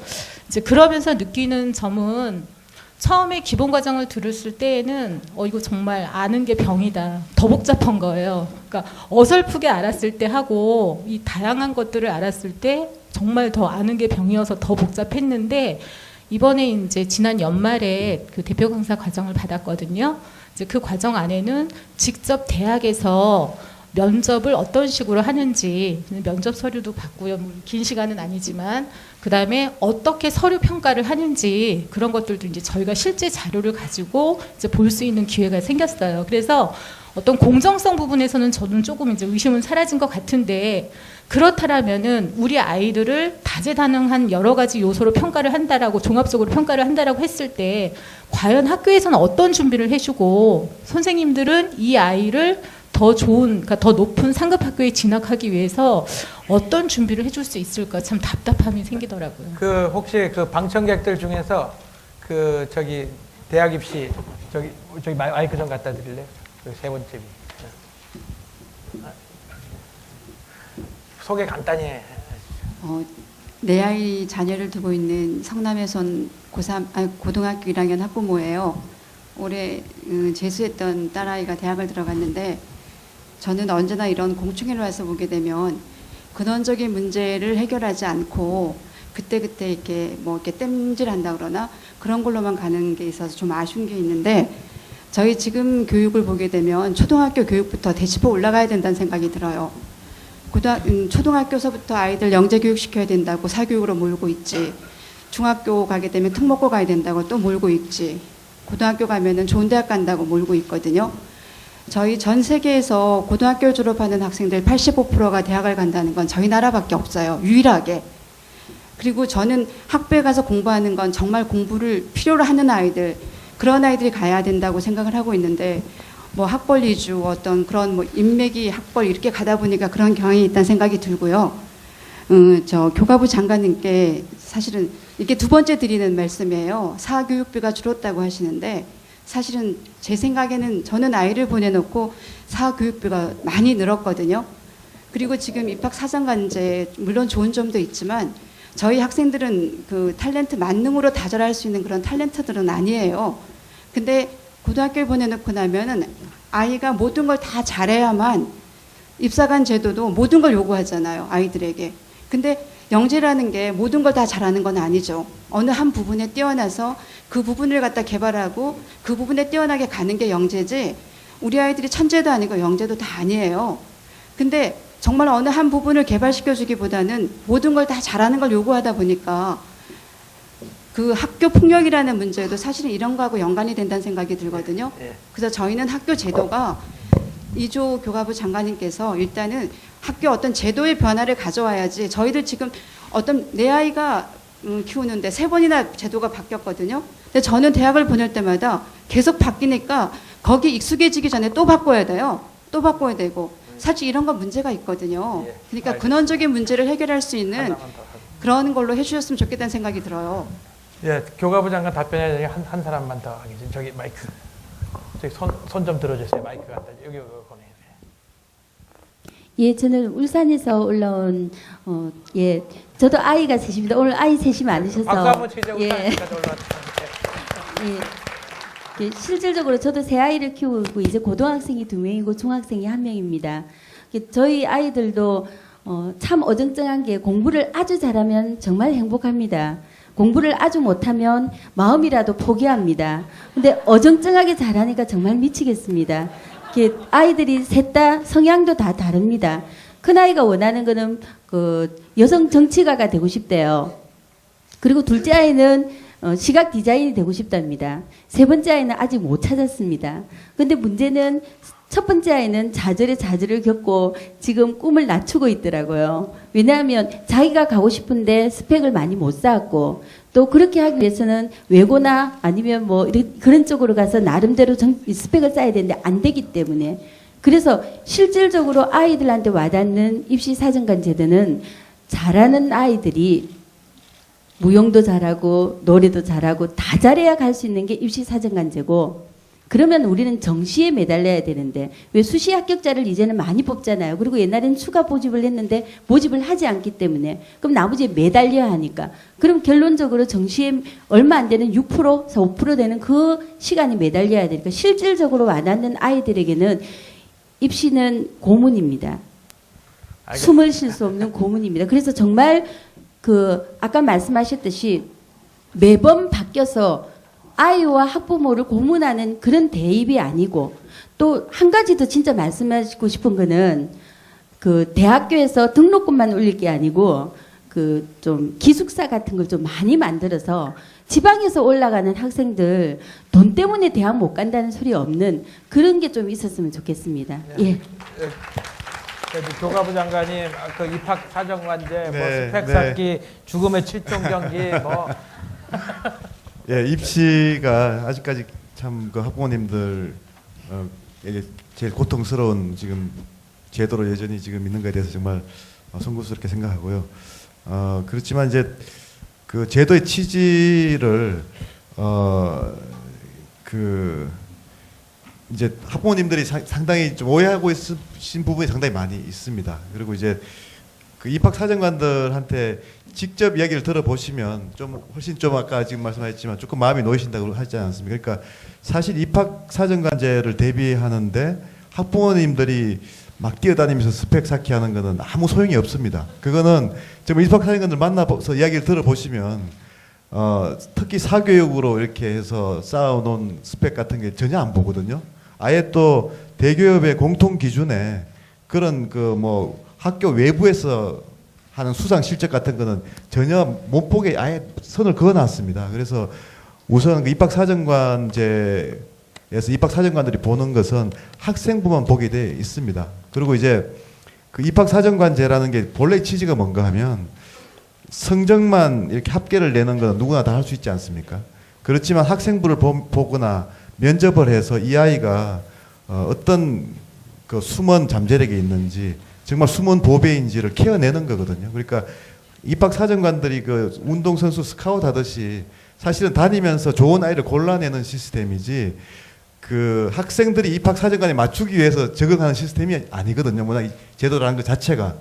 그리고 이제 지금 앞에서 이제 우리 강성준 위원장도 이야기했었지만 지금 입시가 바뀔 수밖에 없는 큰 변화가 옵니다. 뭔가 하면 학생 수가 많이 줄기 때문에요. 지금 당장 10년 안에 3분의 1이 줍니다. 그러면 대학으로 치면요. 많은 대학들이 사실은 그 이제 구조조정돼야 되고 학생을 못 구해가지고 찾아다녀야 되거든요. 그래서 이제 그런 쪽으로 그러니까 학생들이 많이 남아돌 때는 어떻게 하든 변별력을 하기 위해 가지고 시험도 어렵게 내고 이렇게 했지만 이제는 변별력이 문제가 아니고 이제는 재능 있는 아이들을 어떻게 케어내는가를 대학이 고심하는 시대고 그러려면 전문가가 필요하지 않습니까? 그래서 입학사정관이라는 학생 선발의 전문가를 두는 제도이거든요. 그래서 이제 그런데 왜 이렇게 지금 많은 지금 걱정들이 있으신가를 생각을 해보면 그동안 학원들이 계속 이걸 가지고 장사를 했던 겁니다. 그래서 소위 불안 마케팅 뭐 많이 들으셨을 겁니다. 계속 학부모님들 불안하게 하고 교과부는 하나의 부서지만 학원은 전국에 학교보다 더 많습니다. 학원에서 다 가서 입학 설명회 들으시고 하면 학부모님들이 다 불안해 하십니다. 그렇기 때문에 저희 대교협하고 해서 뭐 계속 이제 입학 사정관들이 나가서 설명도 해드리지만 일단 학부모님들이 들으실 때는 학원에서 하는 얘기가 훨씬 더 솔깃하고 입학사정관 본인의 경험을 이야기를 해도 아 저게 정말 맞을까 이렇게 고개를 갸웃거리시거든요. 그래서 그런 지금 조정 기간이 지금 1년 2년 지나가고 있는 거고요. 그 과정에서 이제 부담도 많이 느끼시고 복잡해졌는데 올해는 저희가 그런 부분에서 지금 수시를 6회로 지금 제한하지 않았습니까? 그렇게 하면서 대학들이 이제 그걸 무작정 전형을 숫자를 늘리면 6회 제한에 걸리기 때문에 자연스럽게 지금 전형을 줄이고 있습니다. 그래서 이제 전형 숫자는 많이 그 6회 제한 때문에 많이 줄어들 것 같고요. 그리고 입학사정관에서 스펙을 안 본다는 거는 저희가 좀 더 열심히 홍보를 하려고 합니다. 입학사정관들을 적어도 학부모님들이 한 번 정도는 이렇게 좀 들어보시면 입학사정관의 전문성이 뭐 때문에 필요한가 하면요. 학원이 만들어주는 스펙을 구분해서 그거를 무효화시키는 데 필요한 전문성입니다. 기본적으로. 억지로 만드는 스펙이 아니고 정말 아이가 내가 그 독서에 흥미가 있어서 책을 많이 읽었다. 그건 금방 알아냅니다. 질문을 한두 번만 던지면요. 얘가 정말 깊이 생각하는 아이인지 학원에서 만들어준 답변을 하는 아이인지를 바로 알아냅니다. 그렇기 때문에 학원 정말 가셔가지고 스펙 관리한다는 거는요. 전문가들 의견 들어보면 입학사정관 준비해서 그건 필패 전략입니다. 그러니까 그 부분을 좀 강조해드리고 싶고요. 그리고 이제 어려운 아이들을 많이 케어내는 거는 입학사정관들이 지금 좋은 사례들이 굉장히 많이 나옵니다. 그래서 입학사정관 제도가 없었으면 대학에 그 본인이 원하는 대학에 못 갈 뻔한 아이들이 많이 이제 그걸 통해서 이제 가는 경우가 많이 있거든요. 그래서 그런 긍정적인 부분이 분명히 있습니다. 그래서 저희가 뭐 이걸 무조건 뭐 믿어 달라는 게 아니고 실제로 그런 취지가 있고 정부는 분명히 그런 의도로 지금 일관되게 계속 추진해 왔다는 겁니다. 그러니까 그거를 물론 뭐 부작용이 있을 수도 있지만 정부의 입장에서는 그런 부분에서는 단호하다는 말씀을 드리겠습니다. 지금 뭐 잠깐 말씀드리면 올해부터 이제 입학사정자가 제가 좀 안착이 될 거라고 저도 예상하고 있는데요. 실제로 작년도까지만 해도 내신 성적이 어떻게 보면 당락을 좌우했습니다. 그 교육개발원장님 계시지만 특목고 같은 데서도 실제로 스펙을 많이 안 보긴 했어요. 정말로 어떤 수상 기록도 없어지고 아예 란조차 없으니까 못 보게 되고 아예 시스템을 고치신 거죠. 근데 그 부분은 맞는데 실제적으로 작년에 아이들 합격률을 보면은 어떤 말이 돌고 있냐면 거의 확실할 겁니다. 수학은 2% 이내, 과학은 2% 이내에 들어와야 과학고를 합격할 수 있다. 라는 그런 전제를 깔아놓고 있기 때문에 그런 걸 이용해서 학원들이 계속 마케팅을 하기 때문에 사실은 무력화하기 시키기가 쉽지 않습니다. 그러니까 실제로 적용되는 걸 자꾸 표본 조사를 하셔야 돼요. 원장님께서도 뭐 입학사정관 내가 잘 재고 있다 하지만 아닙니다. 진짜 아니에요. 실제 들어가 보시면 내신 성적 그렇다고 내신 성적을 전혀 감안 안 할 수는 없겠죠. 왜냐하면 공교육이 어떻게 보면 무력화될 수 있는 부분이 있으니까. 하지만 실제 합격권을 보면 내신 1%, 2% 내에 들어가 있는 아이들이 특목고를 합격하고 있는 게 현실입니다. 그 중에 한두 명 아이들, 그나마 뭐 개천에 가서 가지 연구하네 이런 한두 명, 대표 케이스로 한두 명 뽑아주고요. 나머지 98%는 내신 성적으로 좌우하는 게 작년까지 현실이었습니다. 자, 네. 다음 혹시 또 저기 우리 저기 학부모 저기 손든 학부모한테 저기 마이크 좀 전해주세요. 여기요. 손 좀 들어주세요. 그래야지 손 좀 들어주세요. 마이크.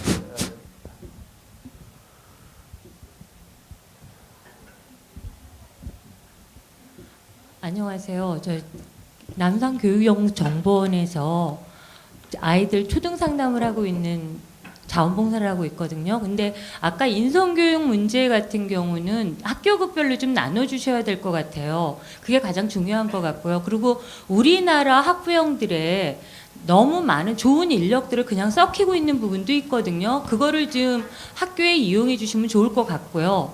그 다음에 입학사정관제요. 올해 2012학년도에 저가 딸을 지금 대학을 보냈는데요. 입학사정관제를 처음서부터 끝까지 준비한 학생이었습니다. 고1 때부터. 근데 그 친구 같은 경우 연대하고 경희대 조건에 맞았어요. 다른 데는 성적을 먼저 보기 때문에 조건이 안 되더라고요. 근데 연대하고 경희대는 얘가 2학년 때 나라에서 보내주는 청소년 국가간 교류에서 터키를 갔다 오고 시험을 보려니까 성적이 우수수 떨어지더라고요. 엄마 입장에선 안 시키고 싶었는데 걔는 청소년 활동을 너무 열심히 했어요. 정말로. 나라 여성가족국가부터 다 했는데 성적을 먼저 보고 잘라버리니까 지가 한 것에 대해서 걔가 내신 4.2등급이 나오더라고요. 이과 공부를 했는데 1학년서부터 3학년 통틀어서. 그래서 연대하고 경희대 1차를 합격을 했습니다. 성적을 안 보는 전형으로. 근데 다른 데 학교는 1차에서 다 떨어지더라고요. 그러니까 그런 아이들한테 니네들 인성을 보겠다 뭘 보겠다라고 하셨을 때는 그런 모든 것을 다도 좋지만 아이들이 진짜로 열심히 한 아이들을 봐주시는 그 입학사정관이 보는 문제에서도 자기의 주관이 분명히 들어갑니다. 저희도 사정관 교육을 교과북거 1기 입학사정관 그 학부모 강사도 하고요. 그 다음에 대교육 것도 하고 있는데 그런 부분에서 입학사정관이 그 초점을 우리 학교에 인재관하고 맞춘다라고 하시는데 아이들이 저희 아이가 그 입학사정관 제로만 서류를 썼을 때 그것도 오는 문제점도 좀 있더라고요. 그러니까 그런 부분에서 아이들이 이왕 입학사정관제로 대학교 문을 열어주신다면 그럼 아이들이 자신 있게 소신껏 밀고 나갈 수 있게 힘을 좀 실어주셨으면 좋겠습니다. 말씀해 주시죠. 예. 저도 고등학교 2학년 딸을 두고 있는 학부모로서 제 주위의 학부모들의 말을 들어보면은 입학사정관제가 사교육 굉장히 많이 유발하고 있다고 저는 듣고 있는데 장관님은 도대체 어떠한 보고로 그렇게 확신을 하시는지 그게 일단 제가 의심스럽고요. 그리고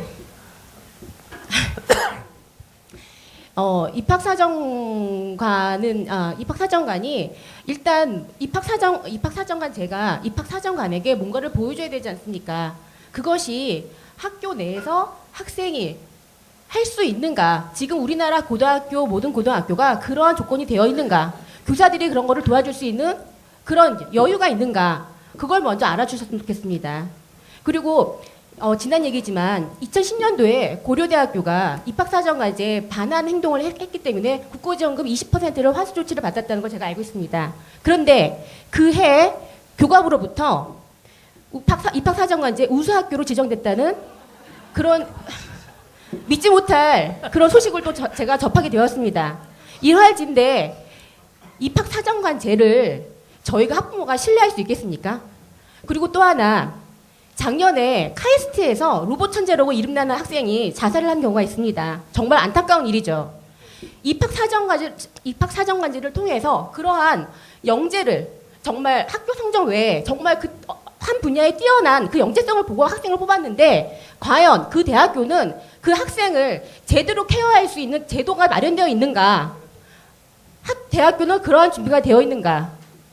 그것이 궁금합니다. 자, 이제 교과부 장관, 뭐 세 분 중에 한 분만. 예, 사실 박수 한번 치죠. 그러다 보니. 이제 새로운 제도가 들어오면 항상 좀 정보력이 뛰어나고 재정력이 뛰어난 쪽이 유리합니다. 이제 새로운 것에 적응하는 데는 그런 유리한 조건에 있는 사람들이 유리할 수밖에 없습니다. 이제 그런 의미에서 입학사정관제라고 하는 새로운 제도는 지금까지는 좀 유리하게 작용했을 수도 있습니다.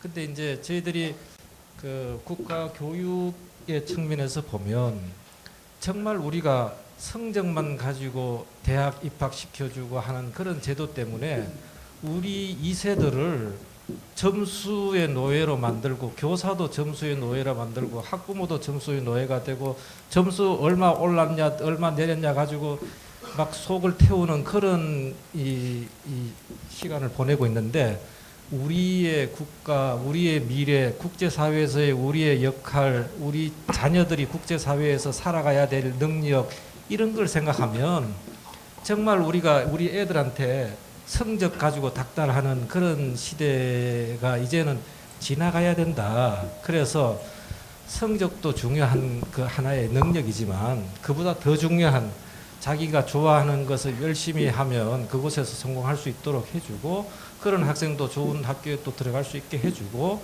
뭐 이런 여러 가지 것들을 다 우리가 키워주는 교육이 돼야지 성적만 좋은 학생들 키우는 그런 교육은 더 이상 이제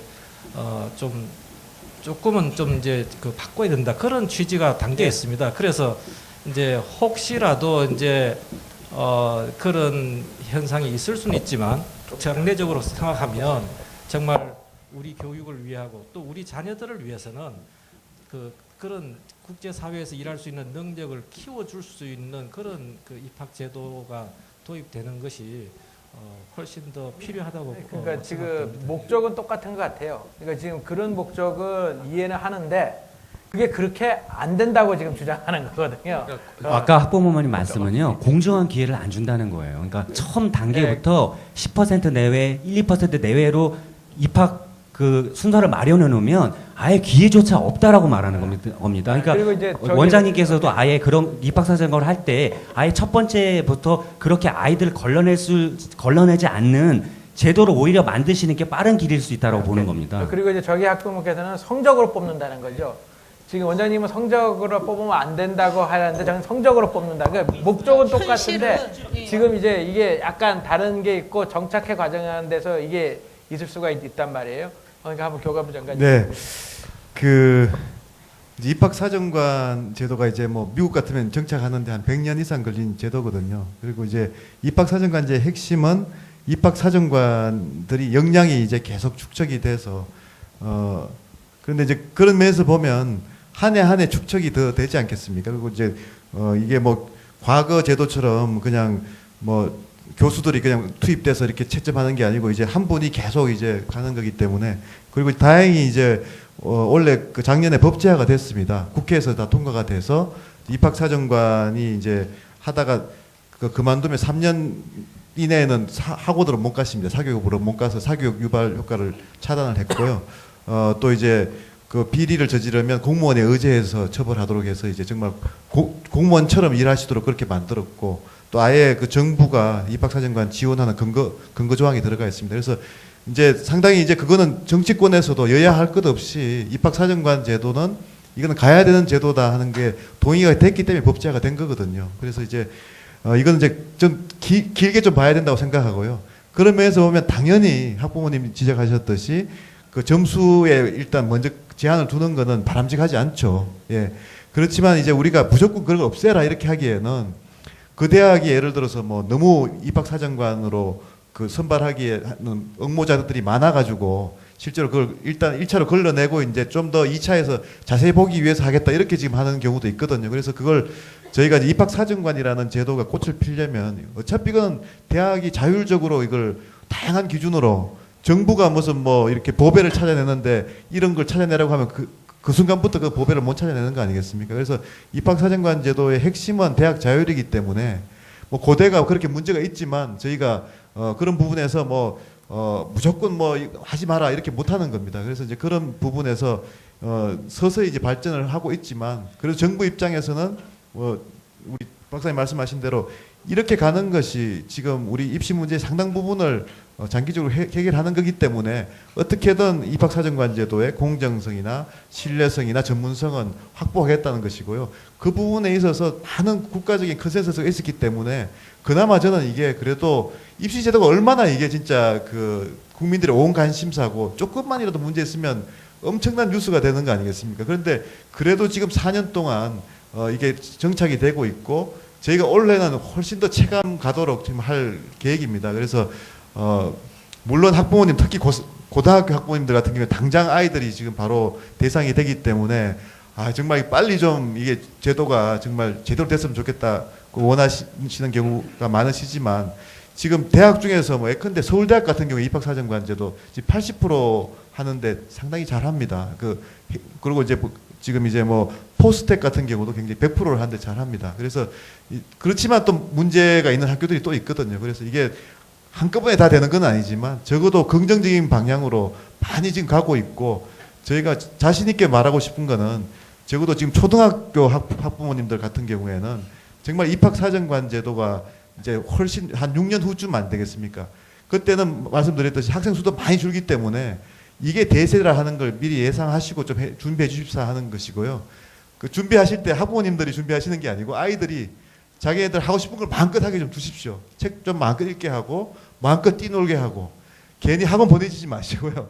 그렇게 하셔도 얼마든지 이제는 대학 그 본인들 그 정말 그 미래를 그 이렇게 잘 키울 수 있는 대학을 갈 수가 있으니까 지금 당장 이제 중학교 고등학교 학부모님들은 지금 이제 그게 지금 어렵지 않습니까? 그렇지만 저희가 최대한 노력해서 부작용을 최소화시키도록 하겠습니다. 제가 갑자기 궁금한 게 있는데요. 이지호 장관님은 지금 현재 아이를 학원에 안 보내시나요?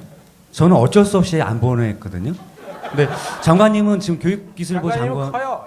애가 커요. 그 막내가 벌써 대학 하나 있는데 제가 사생활을 다 아는데 네. 애가 하나 있는데 네. 벌써 대학 졸업했을 걸요 아마. 네. 근데 저도 한마디 좀. 그러니까 이게 장관님이 보기보다 이렇게 좀 수포 동안이에요. 예, 저는 약간 근본적인 부분으로 이렇게 생각하실 수 있는 문제인데 저희가 이제 고등학교 3학년 교실에 이렇게 수업하는 거 이렇게 TV에도 나오는 거 보면은 한 뭐 공교육이 죽었다 그래가지고 60-70%가 다 잠을 자고 있거든요. 근데 지금 우리나라 대학 입학률이 아까 저기 학부모님도 말씀하셨는데 80%가 넘습니다. 그럼 무슨 얘기냐면은 잠자고 있는 70%의 그 학생 중에 20%만 대학을 안 가고 50%는 대학 가서 또 존다는 얘기로 해석할 수도 있어요. 물론 뭐 공부를 못하기 때문에 대학을 안 가야 되는 건 아니지만 정말 10명 중에 8명이 열의를 갖고 나는 대학을 가서 공부를 하겠다. 이런 의욕이 저는 없다고 봅니다. 그런데 앞으로 말씀 10년 이내에는 지금 대학 입학 인구도 엄청나게 줄어드는데 지금 현재 반값 등록금 얘기 나오는데 실현 못하는 이유는 대학 수가 너무 많아서 그런 거잖아요. 그럼 모든 대학들의 국가가 세금을 지원해 줄 수가 없고. 그래서 저는 지금 우리나라 대학 경쟁력을 제고하기 위해서도 마찬가지고 지금 어느 정도 교과부에서 이 대학 구조조정을 진행하는 걸로는 알고 있는데 이런 형태로 해서는 지금 대학 입학 연령 인구 줄어드는 수준에도 못 따라간다고 봅니다. 과감하게 돼야지 학부모들도 쓸데없는 그 저기 등록금 낭비 안 하고 국가도 세금 낭비를 안 하는 걸로 그런 생각이 듭니다. 이제 시간이 많이 흐르고 있습니다. 그래서 이제 몇 사람만 딱 하고 우리가 이제 선물 추첨도 해야 되거든요. 그것 때문에 기다리고 계신 분도 꽤 있기 때문에 지금 우리가 갤럭시 노트도 있고 많아요. 이기 때문에 일단은 잠깐만 이제 발언 드리겠습니다. 방청객 중에서 혹시 뭐 대학 입시에 관한 겁니다. 대학 입시에 관해서 말씀하고 싶은 분 있으면 그러니까 입학 사용 자정관제 수능 뭐 다 여러 가지 복합적으로 말씀해 주시면 됩니다. 저는 저기 유혜정이라고 하고요. 지금 뭐 입학사정관제는 전 모릅니다. 제 우리 애들도 다 커가지고요. 저는 예비고사, 본고사 시절을 대학 들어갔는데요. 개혁도 좋은데 개혁 좀 덜 하면 안 되나요? 솔직히 저는 그렇습니다. 우리나라의 교육이 너무 변해요. 교육개혁 좀 안 하면 안 됩니까 이거? 저는 그거 좀 말씀드리고 싶습니다. 감사합니다. 또 말씀하고 싶은 분. 아까 말씀하셨죠? 하고 오라 그랬어요. 그럼 간단하게 해주세요. 한 30초만요. 저는 이제 제가 실은 여기를 별로 오고 싶은 생각은 없었는데 저희 딸아이가 고2를 올라가는데 그 아이가 여기를 꼭 와서 입학 사정관제를 물어봐 달라고 그래서 제가 실은 왔어요.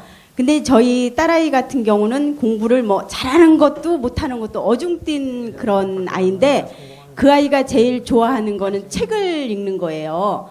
그래서 1년이면 보통 500~600권을 애가 읽고 그중에 이제 독서록은 뭐 한 20편 정도 쓰는 아이인데 방학 때 고1을 올라감에도 불구하고 그 기타를 배우겠다 그래서 기타를 배우는데 그 아이가 이런 얘기가 있다라고 제가 메일을 받았다고 하니까 엄마 그러면 나는 내가 책도 많이 읽고 시험은 보통 100점은 못 막지만 나는 상식이고 뭐고 내가 50~60대의 지식인들을 내가 능가할 수 있는데 이런 실력을 갖고 내가 대체 에너지를 공부하고 싶은데 과연 내가 대학 갈 때까지 입학 사정관제가 존재하는지를 좀 알아봐 달라고 그래가지고 왔습니다.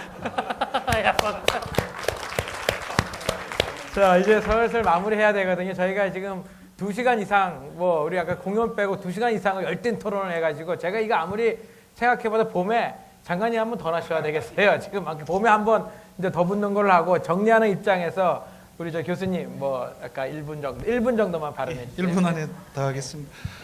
평택대학교 혹시 입학사정관 제도에 관심 있으십니까? 예, 감사합니다. 고맙습니다. 사실 입학사정관제가 효과적으로 집행이 되려면은 우리 아이는 어떤 대학에 어떤 특성화된 과에 가면은 이 아이가 가장 성공할 수 있는가를 점검을 하셔야 됩니다. 근데 대부분 줄 세워 서울대 보고 그다음 연대, 고대 보고 경희대 보고 외대 뭐 이런 식으로 쭉 내려오게 되겠죠. 그러다 보면 입학 자원도 줄 세우기 식으로 그렇게 내려오게 됩니다. 그래서 사실은 이제 대학 교육 과정이 좀 다양화돼야 되죠. 우리 학교 같은 경우는 봉사를 우선시하는 학생들을 키우겠다. 그래서 그 아이들이 가장 성공할 수 있는 봉사의 길들을 열어가겠다 이런 식으로 되거든요.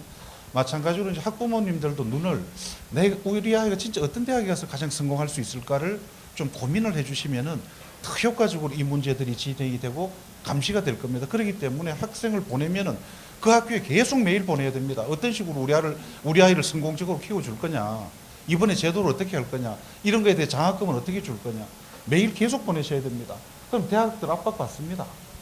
그러면서 자기네들이 제도를 점진적으로 수용하려고 하게 되는데, 그래 대학 변화가 성결이 되고 나면 그 다음 밑에 자동적으로 학원들도 다 변하게 되죠. 근데 이걸 거꾸로 하면 학원부터 자꾸 손을 보려고 하다 보면은 이 대단히 복합적인 가치관을 가지고 있거든요. 어느 지역 학원부터 없애면 되겠습니까? 어떤 과목부터? 진짜 곤란한 문제입니다. 그죠? 게다가 제가 쭉 해보니까 가장 컸던 것들이 뭐냐면은 학원비는 제 입장에서 그랬습니다. 학원비는 낮춰야 된다고 생각을 했습니다. 그래서 교육부에서 학파라치 제도를 도입해가지고 막 돌아다니면서 감시하고 찾아냈거든요. 그랬더니 또 그거는 싫은 거예요. 왜 교육을 저렇게 감시하면서 할까?